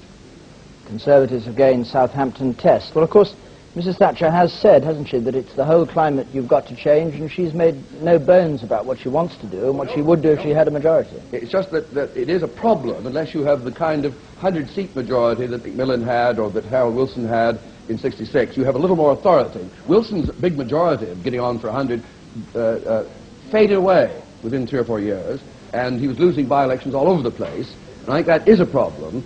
Granted, the important and fundamental changes Mrs. Thatcher wants to introduce... But, Bob, in what way do you see it as a problem? Because, presumably, if she's got that majority, and she believes, she's always said, I'm a conviction politician, yep. If she believes in the policies, will she not put them through in the belief that it will turn even more people around to the Tory way of thinking? Edward Heath was a conviction politician in 1970, came in with the same kind of majority, and it came unstuck, one way and the other. So it is, I think, not a happy launching for a fundamental change, which I know she desperately believes in. We have another Conservative gain in the Wrekin. Perhaps, David, you'd like to make a last comment before we leave until 7 o'clock in the morning, when we'll be back with some more results? Well, that Wrekin was a very big swing. I've been checking. There are about 14, 15 seats at stake, of which the Conservatives, I suspect, will win about 8. And they certainly are going to get well over 320 seats. They may get very near to that 330. I believe, in fact, that they can govern. Mr. Heath was not brought down in 1974 by the shortage of seats, even though he had only got 330 seats in the 1970 election. I think that we have seen tonight an election in which there has been a fairly wide diversity of swing, a lot of individual personal votes, and a difference between the north and south, and an even bigger difference between Scotland and the rest of the country. An election in which people have been interested, in which the turnout has increased quite appreciably on the previous election, and an election campaign that will still, an election which still has interesting results to come from Scotland and from the Liberal seats, and it will be after 12 o'clock tomorrow, certainly, before Mrs. Thatcher, perhaps near 3, that Mrs. Thatcher gets her 318th seat, and the time comes for Mr. Callaghan to go to the palace, and then presumably for Mrs. Thatcher to follow him discreetly shortly afterwards. Now, Robin, you've been talking about these experts over here and their machinery and their predictions all evening. Do you have a comment you'd like to make on the way things have gone? Two brief comments. One is that if she gets a majority of 25 or 30, that's nearly twice what Winston Churchill got in 1959, which was a fairly big change of policy. 51, thank you, Peter. And finally, as regards the merits of the computer and the swingometer, I would just like to say with even more than my usual humility that 25 majority was my own private and personal prediction before any result came in. And if you don't want to believe that, you needn't. Can I ask you how much money you had on it? I don't do anything so vulgar. I can confirm that Robin and I agreed on a 25 figure, if you must. Well, that wasn't what you told me, because I put my money on something quite different, and I lost it, too. Ah, but I changed my mind. I must just say that the odds in this election, which some of the bookmakers were fixing, our two experts here, one of them claimed that the other one was fixing the odds. That was to say, was asked by the bookmaker what the odds should be, and as soon as he saw them, said, oh, we can beat that. That was only, down the road. That's how we put our bets on. That's how I lost my money. Ah, well. Let's just have a look, then, at just coming up to half past 4 at the results. We've had 453 seats in. There are still 182 to come. And this is how things are. And our prediction on this basis is quite simply that Mrs. Thatcher wins the election, that there will be a Conservative government, that, in her words, the whole climate will now have to change. She has 330 seats, a majority over Labour of 53, and well over the 318 that she needs, and sufficient margin at any rate to hold for a parliament. And I think on that note we'll come to an end for the time being. We'll be back again at 7 o'clock in the morning, for those of you who just want a catnap, like we will, and we'll probably have a few more results in by 7 o'clock, incidentally, because there'll be some coming in. There are 1 or 2 recounts, I think, still going on.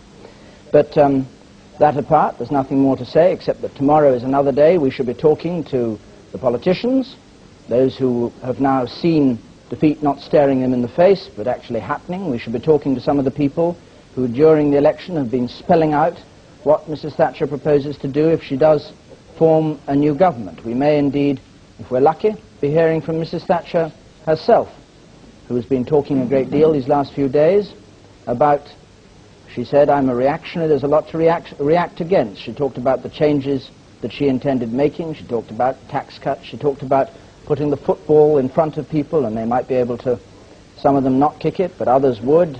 And she talked with some caution about the slowness with which this recovery would take place. And certainly anyone forming a government tomorrow morning has a very large number of problems that aren't going to go away, has the prospects of a world slump facing them at the moment, has massive difficulties within this country. Not a very enviable task, but one that Mrs. Thatcher will no doubt relish, and by the look of her today, as we saw her with the good news coming in, she looks tough and determined and ready to go, and I hope we hear from her tomorrow morning, and I hope you all join us again tomorrow morning at 7 o'clock. We'll be here on the air from 7 o'clock till around about 4 o'clock in the afternoon until we get those final results, until we hit that 318. And I apologize once more to the Western Isles that I haven't actually told them what's happened up there. I think their result was in, but I'll clear up that little confusion in the morning. Until then, from all of us in Decision 79 studio, good night.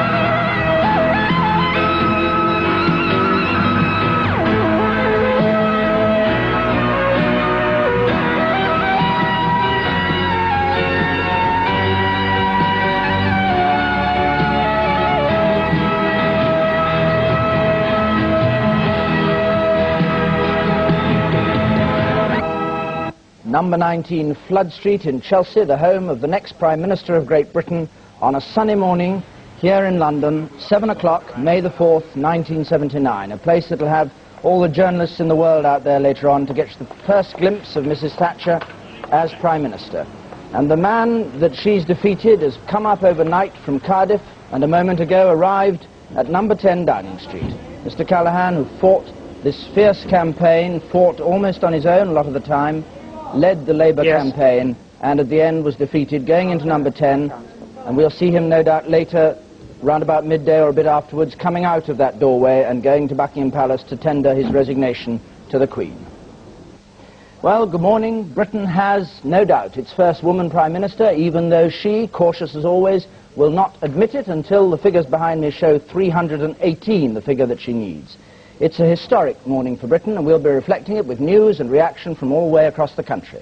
Now, the straightforward figures behind me You can see them there, show the state of the parties after 510 results have come in. Labour at 224, the Conservatives just the edge on that at 255, the Liberals at 7, the Scottish Nationalists at 2, and the other parties at 2. The Conservatives don't have as much as you would expect at this stage, perhaps, but that's because many of their safer seats come in during today. The more significant figure, perhaps, is our computer prediction, which is now pretty firm. It may vary only 1 seat or more over the day. With 510 results in, we say that the Conservatives will have 330 seats. That gives them a majority over Labour of 53, and more important, perhaps, a majority over all parties in the House of Commons of 25.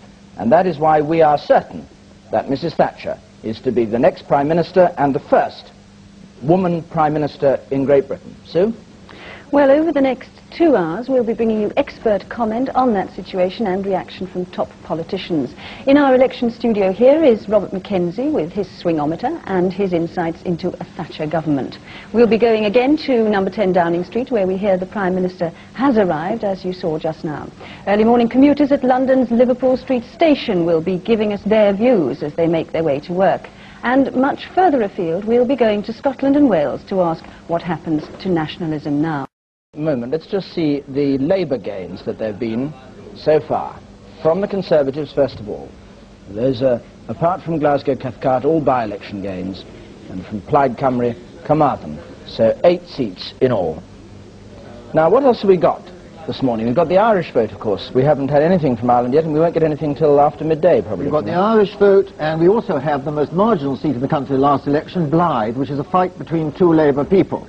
One of the most interesting seats last night was where Jim Sillars, an independent Scottish Labour member, was defeated by the official Labour member rather narrowly. You have Eddie Milne trying to win back his seat in Blythe. And that's going to be a very interesting one. There was only a majority of 70 last time. And then you've got about 4 seats in Northern Ireland, which could really quite likely change hands. Belfast East and Belfast West, and the 2 western ones, Fermanagh and South Tyrone, and Mid-Ulster. I think those are the ones which people would think the likeliest to change hands, if any do change hands, in Northern Ireland. It's a very complicated situation, which I think we end up by having to ask Billy Flax about. Well, we will ask Billy Flax about it later on. Let's just see the share of the vote so far. This is the vote in popular terms. That's after 514 results. You see the Conservatives are ahead, and this is the share. So it's a fairly decisive lead for the Conservatives in popular vote, and this is the change. This is the pattern of what's happened from the election of October 1974. The Conservatives up 8%, Labour down 2%, the Liberals down 5%, the SNP down 1%. In the national poll, that is, of course, they're much more damaged than that in Scotland. The swing overall is showing 4.5% to the Conservatives, which, according to the swingometer, would give about a 5 overall majority, but in fact we're looking for a... No? 35. Yep. 34, 35, right. Mackenzie and I are just ribbing each other about the swingometer this morning. So those are the figures, and that's what we're looking for, the Irish results in particular, and these other Conservative gains. The Australian Prime Minister, Mr. Fraser, has been the first person to congratulate Mrs. Thatcher, and indeed he spoke with her on the telephone earlier today and said he warmly congratulated her on the Conservative Party's win. And in a statement he said, "She'll be very capable, very able. She's the kind of person who learns and grasps matters with speed and precision. She's quite clearly got the resolution and determination that is needed, and she's demonstrated that throughout her political career." Mr. Fraser first met Mrs. Thatcher, I think, 10 years or so ago, when they were both education ministers in their government. Well, we've been talking a great deal about Mrs. Thatcher and about the place that she has now secured in British history as the first woman ever to be invited to form a government.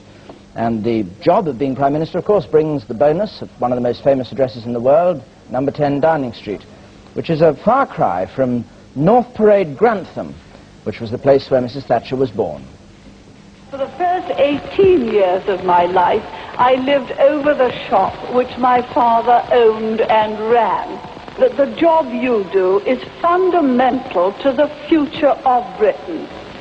Britain is not a place merely for big, large companies.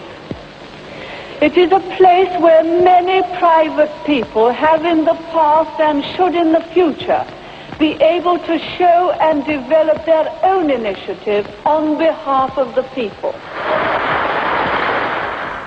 Margaret Thatcher there, speaking to a group of small traders on the formative early years of her life. She was born Margaret Hilda Roberts on the 13th of October 1925, above the shop that she still harks back to confirm how different she is from the popular image of the aristocratic Tory leader.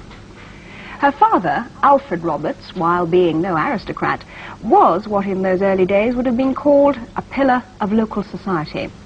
He served successively as borough councillor, alderman, magistrate, and was a founder of the local Rotary Club. He was also a staunch Methodist and a lay preacher at the local chapel. He was a teetotaler, went to chapel 3 times on Sunday, and refused to look at a Sunday newspaper.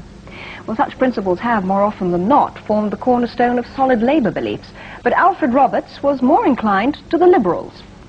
Margaret and her elder sister Muriel were given a very strict upbringing, almost Victorian, with mottos like cleanliness is next to godliness being household catchphrases. She was also taught that hard work paid off. At the age of 9, she won a poetry reading prize, and reputedly her headmistress told her, "You were lucky, Margaret." "I wasn't lucky, I deserved it," was her response. Well, at 10 years old, a year earlier than most, Margaret Roberts won a scholarship to Kesteven and Grantham Girls' School. From all reports, she was a model pupil. She was top of the form almost every year, captain of games, and head girl for a fortnight. But despite that, she never seems to have gained a reputation as a swot, although she herself recalled, "I always got the books I wanted, but no pleasures. I never went to a dance until I got to university." University was Somerville College, Oxford. There she studied chemistry and X-ray crystallography, sang in the Bach choir, and joined the University Conservative Association, ultimately becoming their chairman. She graduated in 1947 with a second-class honours and was, according to the principal of her college, a perfectly competent and ordinary young woman. With her new degree credentials, she plunged into the male stronghold of research chemistry, working for an Essex firm developing plastics and adhesives. But Margaret Roberts, the research chemist, was also Margaret Roberts, the budding politician. She regularly attended political meetings, and at the 1949 Conservative Party conference, she so impressed the chairman of one constituency party that she was invited to become their parliamentary candidate. Her first step on the election trail was to be in 1950. The Conservatives, led by Winston Churchill, were still smarting from the rejection of the electorate in 1945. Margaret Roberts took up the campaign in Dartford, Kent. Well, there was no hiding the fact that it was a solid Labour constituency, and the sitting MP, Norman Dodds, had apparently little to fear from the young lady described as the prettiest candidate in the country. But while her looks failed to win her either the 50 or 51 election, they did win her the hand in 1951 of a fellow member of the local Conservative Association, Major Dennis Thatcher, and she was not to re-emerge on the political scene for another 8 years. In 1953, Mrs. Thatcher gave birth to twins, Mark and Carol, and the following year she was called to the bar at Lincoln's Inn. In between household chores, she'd been studying law, and for the next few years she practiced as a barrister, specializing in taxation law.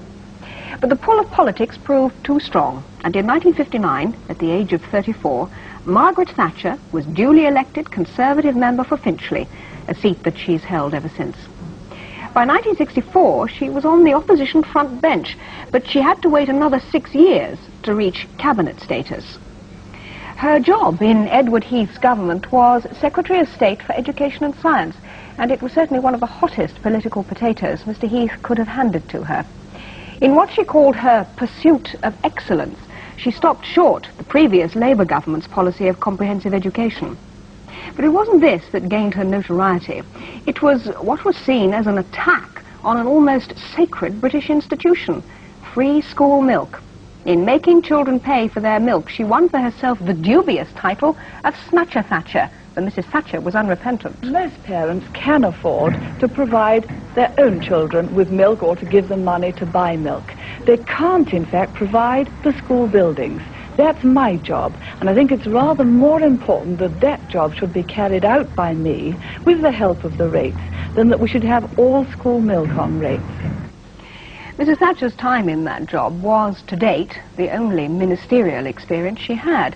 In 1974, her party went back into opposition, and its leader, Edward Heath, suffered the harsh rejection that all Conservatives know must come with failure. For the first time, Conservative MPs were to be invited to vote for their new leader. After 2 ballots at the age of 49, Margaret Thatcher became the first ever woman leader of the Conservative Party. We must not be bullied or brainwashed out of our beliefs. No wonder so many of our people, some of the best and the brightest, are depressed and talking of emigrating. Even so, I think they are wrong. They're giving up too soon. Many of the things we hold dear are threatened as never before, but none has yet been lost. So stay here. Stay and help us defeat socialism. From that day onwards, the grocer's daughter became public property. Every move she made was recorded. The tabloid newspapers treated us to Mrs. Thatcher sweeping the front path, to Margaret and Dennis decorating, to the bane of every housewife's life, ironing. They even took us up to Mrs. Thatcher's bedroom for the intimate details of my face, my figure, and my diet. But in spite of the regular kitchen sink drama that Mrs. Thatcher performs for the press, she's always taken her political role very seriously. Speaking to her Conservative colleague Marcus Fox, she outlined what she saw as her place in history. To follow Churchill, Macmillan, Alec Douglas Hume and Ted Heath, well, it is a tremendous responsibility, and naturally I wish to do my best, and again to be the first woman at it is quite a responsibility. But after all, you know, the men haven't made such a success of it all the time. So, to yesterday's men, tomorrow's woman says hello.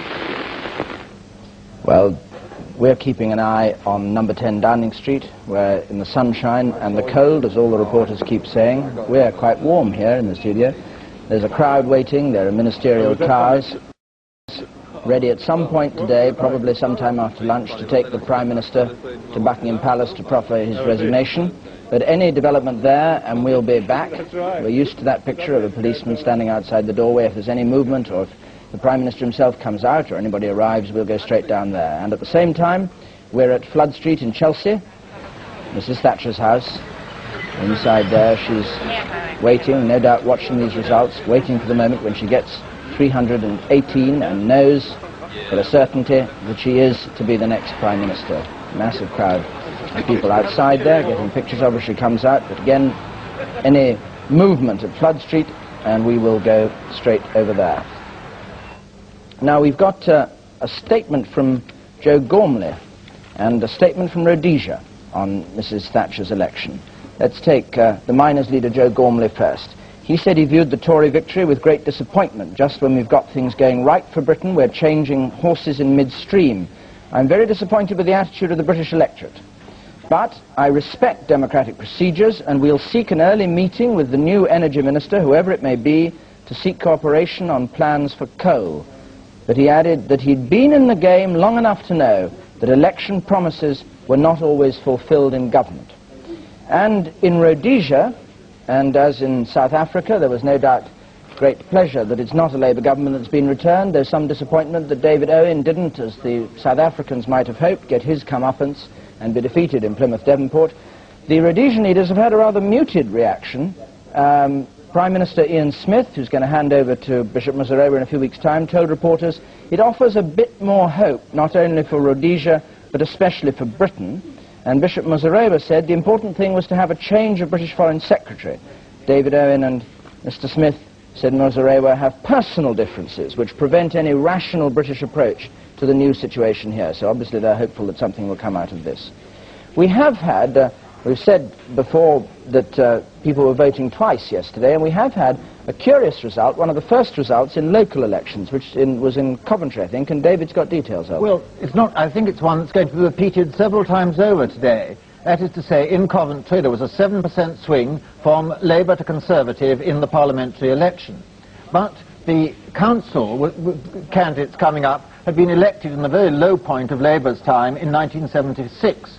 And so, in Coventry, control has changed from Conservative to Labour. There was a majority of 6 for the Conservatives on the Coventry Council, and as a result of yesterday's vote, there will be a majority of 8 for Labour in Coventry Council. Now, in Birmingham, where 2 or 3 seats changed hands last night against Labour, it is quite possible that Labour will regain control. It is both a question of the increased turnout and the time when the elections were, why you're going to get this apparent crossing of votes and the opposite tide flowing in local elections from the tide that we've seen flowing in the general election. And David has also been working out overnight what the consequences of yesterday's voting patterns are for the European elections, which are going to be held on June the 7th, if that is, many people go to the polls. David, what have you discovered on that? Well, of course, this does assume that if everybody voted as they voted yesterday, and of course one doesn't believe for a moment that there'll be the 75% turnout we had yesterday on June the 7th.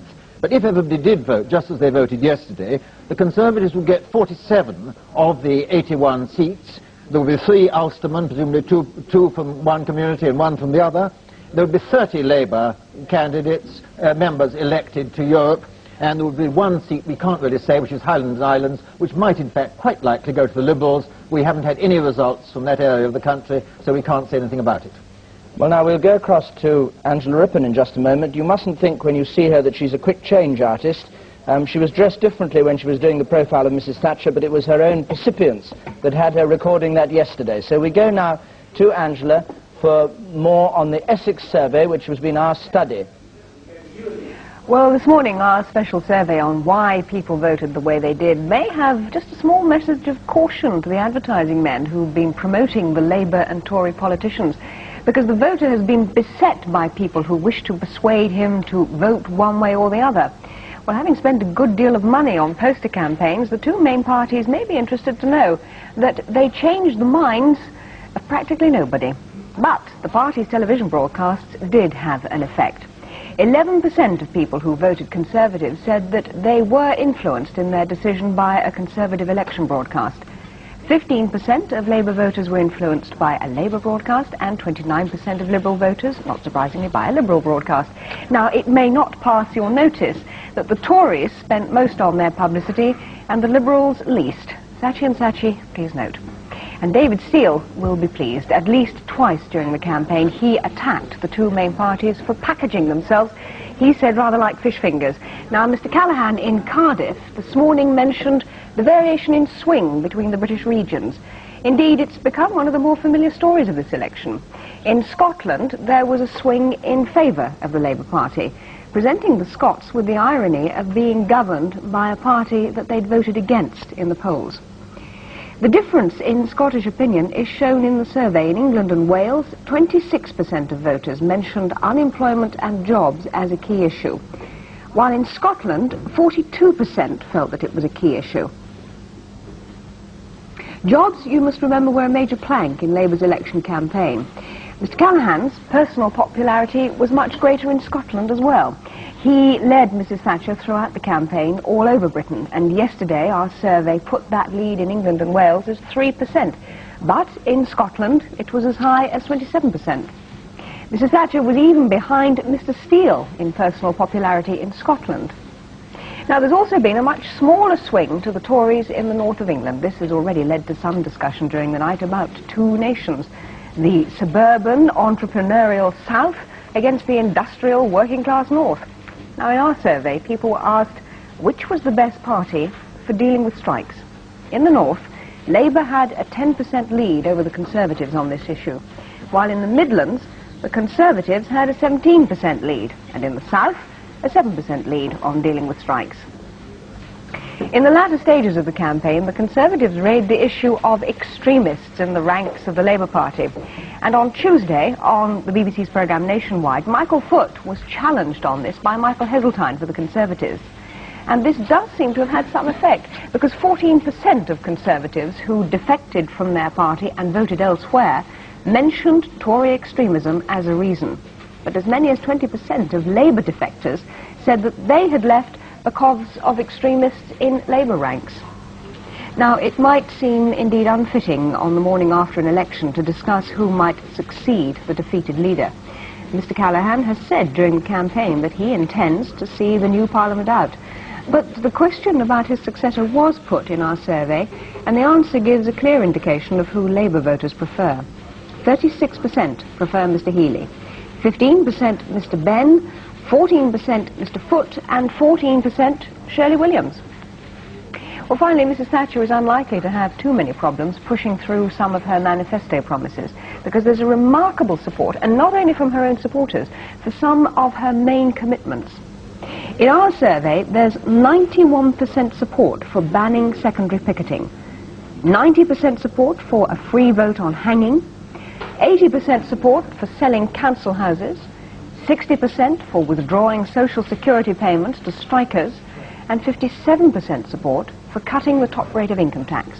There was not, surprisingly, or rather not surprisingly, rather less support for increasing the rate of value-added tax to help pay for those income tax cuts. Well, thanks, Angela. I think we might now go across to Robin Day. Perhaps they'll have some comment on some of those survey findings, if you heard them over there. Robin? Yes, with me is Professor Crewe of the University of Essex, who in fact prepared and conducted and analysed this survey. It's right to say it's your survey rather than the BBC's survey, is it? It's a joint effort, but I helped to organise and design it. How many people were the subject of it? 2,500. And is it a new exercise? It is a new exercise in the sense that no survey before has been done on the eve of polling day and on polling day itself with the purpose of explaining why people voted the way they did. What is your most important conclusion? Angela Rippon summarised a great number. I think my most important conclusion would be that in the end the Conservatives won, not because of any particular issue or any particular policy, but just because people felt like a change. They were just generally a bit fed up with the Labour government, and they wanted to give the Conservative Party and the new leader of the Conservative Party a chance. A lot of people might say, without wishing to disparage your expert efforts, that that was a fairly simple conclusion for somebody to reach without doing a great deal of analysis. It may be a fairly simple conclusion to reach, but it's not been the conclusion that's been reached by a lot of people, including, of course, the politicians who will interpret the victory of the Conservatives as a mandate for this, that and the other. Now, there are many interesting things, and I know Paul Johnson and Tony Howard want to comment on them, but I'd just like to pick out two myself. Are you saying, did you say that your conclusion was that the trade union issue and the abuse of trade union power and industrial relations was not a major factor in how people voted? I suspect it was not a major factor, certainly not as major as people have been imagining. And now, of course, the strikes in the winter were very dramatic, and so it's tempting to assume that they were a major factor in the defeat of the Labour government. But you see, the issue of strikes and trade union reform declined steadily in importance during the campaign. That's but how do you know that that wasn't one of the reasons people wanted a change, in the sense that they perhaps didn't want a Britain in which hospital porters decided who should have operations?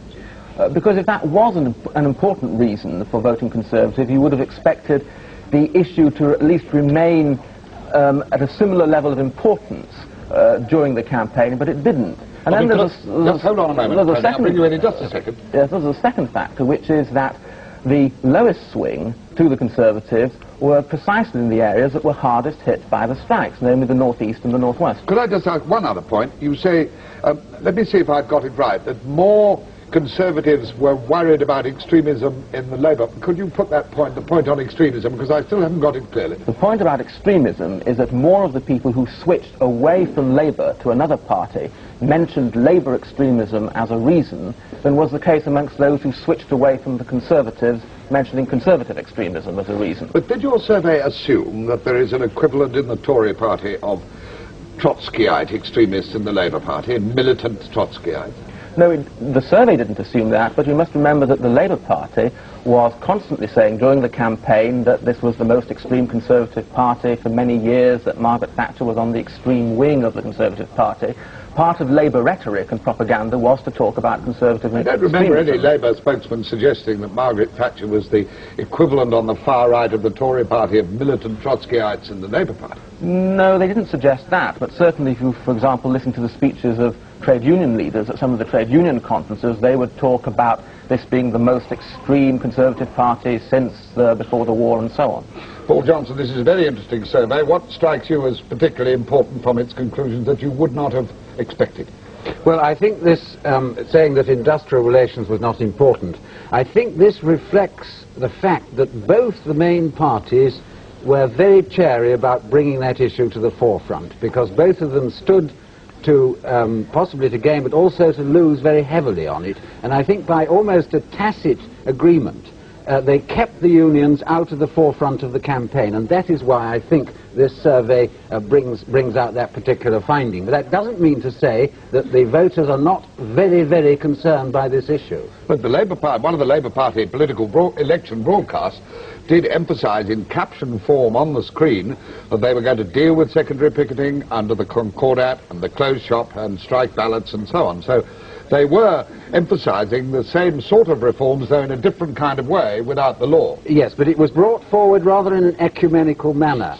And what I mean by saying that it didn't sort of come right to the forefront is that at the Prime Ministerial press conferences, this really wasn't raised at all, at any rate by ministers. They didn't want to keep onto it, and I think Mrs. Thatcher didn't want to get onto it unless she was forced to do so. So by a kind of mutual consent, this minefield was avoided, and I think that is why the survey says... Tony Hunt, can I ask you to agree on that? Because just before you come in, I'm very surprised, Paul Johnson, saying that, because my appearance, my awareness during the campaign was of Labour ministers continually saying we mustn't bring the law into industrial relations, this is a wrong thing, this is an unwise thing to do. Jim Callaghan talked about the quicksands of the law and so on. I think that's right. I think in those terms it is right, and I think the Labour Party was perhaps a little defensive on that issue. But I wanted to ask Professor Crewe, if I might, what to me is a staggering figure, that Mr. Callaghan apparently in England and Wales, according to your survey, only had a 3% popularity lead over Mrs. Thatcher. That doesn't gel with any poll that I've seen in any newspaper, for example. No, I have to agree that it doesn't. That's what our survey showed, and therefore those are the figures that I have to give. I was also surprised, but of course most of the figures that you saw for the Callaghan lead over Thatcher were based on the whole of Britain, including Scotland, and his massive lead in Scotland will have been reflected in the overall British figures. But Gallup still gave 20, and that wouldn't be explained. Not all of that would be explained. There you are. Could I just ask one other thing about extremism? Can I just answer one thing about extremism? You say that, on the whole, you don't think that advertising and propaganda made all that difference. Can I put it to you that, in fact, the reason why there were more Labour voters worried by extremism defecting to Conservatives on that issue was because the newspapers hammered away at this theme day in, day out? Oh, absolutely. I agree with that.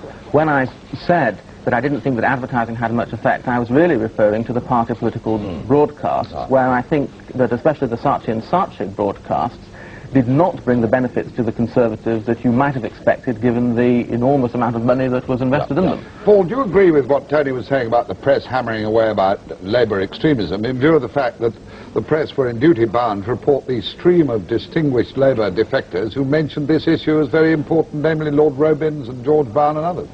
Yes, and also I think this was a very, very important issue. The fact that the extreme left all over the country was backing Labour, because they find the Labour Party very easy to penetrate nowadays.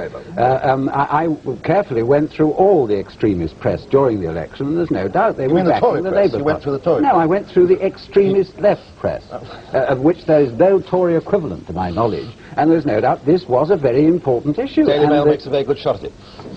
But one thing I haven't compare the Daily Mail to the Socialist Worker. I think I jolly nearly do in this election campaign. One thing I haven't noticed in this survey, or indeed commented on at all, is the curious effect of the Labour deliberate policy of focusing attention on the Conservative manifesto. This was essentially what was the main debating ground of the election, and of course they hoped to win on that over the prices. But of course it also had the side effect of concentrating attention on Mrs. Thatcher, and she began to emerge during the campaign as someone who was almost already in Downing Street. Could I just mention that Mr. Whitelaw has held his seat, not surprising, but I think we should take note of it.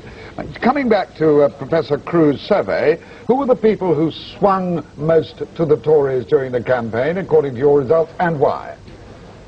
Well, if you had to pick a single group that swung heavily to the Tories, I would say it was the secretaries. That is to say, young, routine, white-collar workers, the secretaries in the big offices, especially in the south of England. Now, of course, there are many other groups who also swung fairly heavily to the Conservatives, but that one somehow stands out amongst all the others. Now, why is very much more difficult to say, but it almost certainly wasn't because of any particular issue. It was probably because they're not very attached to any party, being fairly young. Many of them voted Liberal last time, and the Conservatives were just the most attractive proposition. A brief comment on one of your other conclusions, that Labour voters prefer Mr. Healey by a big margin to any of the other possible ones they mentioned, namely Ben Foote and Shirley Williams, if Mr. Callaghan goes. Paul Johnson? Well, I find this fascinating because I've never thought of Dennis Healey as a man with big grassroots support in the Labour Party, and I'm astonished that Shirley Williams didn't come out higher, because I thought she emerged as a definite Labour star, second only to Jim Callaghan during the campaign. Oh, I don't think that's right. I think if Mr. Callaghan had won this election, it would have been the Callaghan-Healey victory. And therefore I'm not surprised that he Is it therefore the Callaghan-Healey defeat? I think it is. I think that that's what certainly will be said, because that was the economic strategy. But he was, of course, very prominent. He worked very hard in the campaign. He was very frequently on television. And I'm not surprised that he comes out as high as this. Thank you very much, gentlemen, and thank you, Professor Crewe. I don't know whether we'll come back to you again for further discussion of your very interesting survey, but I'm sure it will be studied in great detail. David Dibbleby? Well, we have Willie Whitelaw's full result. Penrith and the Border very much as before. Slight increase in Mr. Whitelaw's majority. Willie Whitelaw is the deputy leader of the Conservative Party and the shadow Home Secretary. Much less of a Liberal slump there than in other places, with the Liberals a third. Liberals only down 1.3, Labour down 1.8, Conservatives up 3.1, turnout up 4%. We have 120 results still to come in, and with those 120 to come in, this is how things are looking at 10:30, just a few moments after 10:30. And our prediction: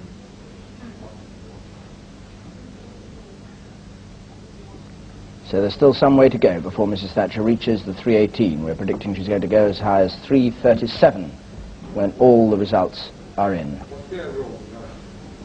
The overall majority 39 still, Robin.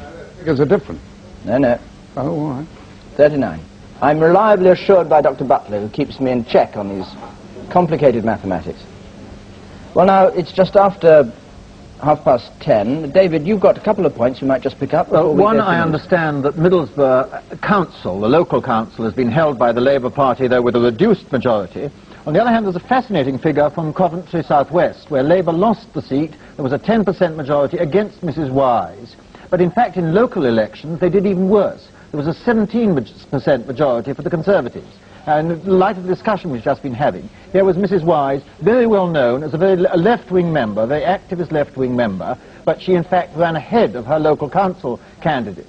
I did actually go there during the election. I talked to Mrs. Wise, and she said she didn't think that her right-left image made any difference. She was just known as an activist member, and the Rooker-Wise amendment had drawn people's attention to her, and she certainly seems to have done better than the general mood of Coventry in relation to local elections. Well, I think at that stage we might join Angela again for a moment and just have the summary of all the events that have been happening over the last, how long is it? 15 hours or so. Angela. Well, Britain obviously is about to enter a new political era with a Conservative government and its first woman Prime Minister. Mrs. Thatcher's triumph has already brought a warning of a possible confrontation between the new government and the unions. Mr. Sidney Wheel, the railwaymen's leader, said it was inevitable if the Conservatives carried on their election promises all on trade union reform. After the Conservatives' night of triumph at the polls, Mrs. Thatcher had little sleep with an eventful day ahead. She stayed inside her Chelsea home for a few hours and then emerged to greet the crowd of well-wishers and newsmen. Tell him, get on the phone.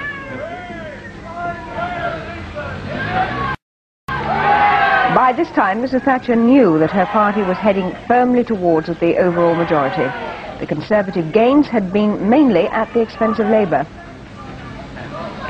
And Mr. Callaghan, after his night of disappointment, is now at Downing Street, apparently awaiting the confirmation that the voters have given the Tories at least 318 seats in the new Parliament. He returned from Cardiff this morning. With the Conservatives steadily wiping out his chances of a further 5 years at number 10, he had this to say: "I shall have something more to say, and I will say it in London." But for the moment, he's in fact remained silent.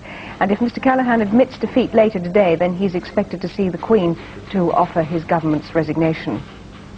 Well, the swing to the Conservatives produced shocks for several well-known Labour figures. For example, the Energy Secretary until last night, Tony Benn, though re-elected in Bristol South East, saw his majority cut from over 9,000 to just under 2,000. That's a swing to the Conservatives of just over 7%.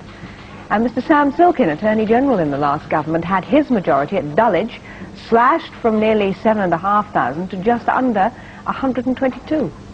Sir Harold Wilson retained Huyton, but the swing to Conservatives even there was 8.4%, and Sir Harold's majority was more than halved. And at Portsmouth North, Frank Judd, once Sir Harold's PPS, lost his marginal seat to the Conservatives. Mr. Judd had been a Minister of State at the Foreign Office.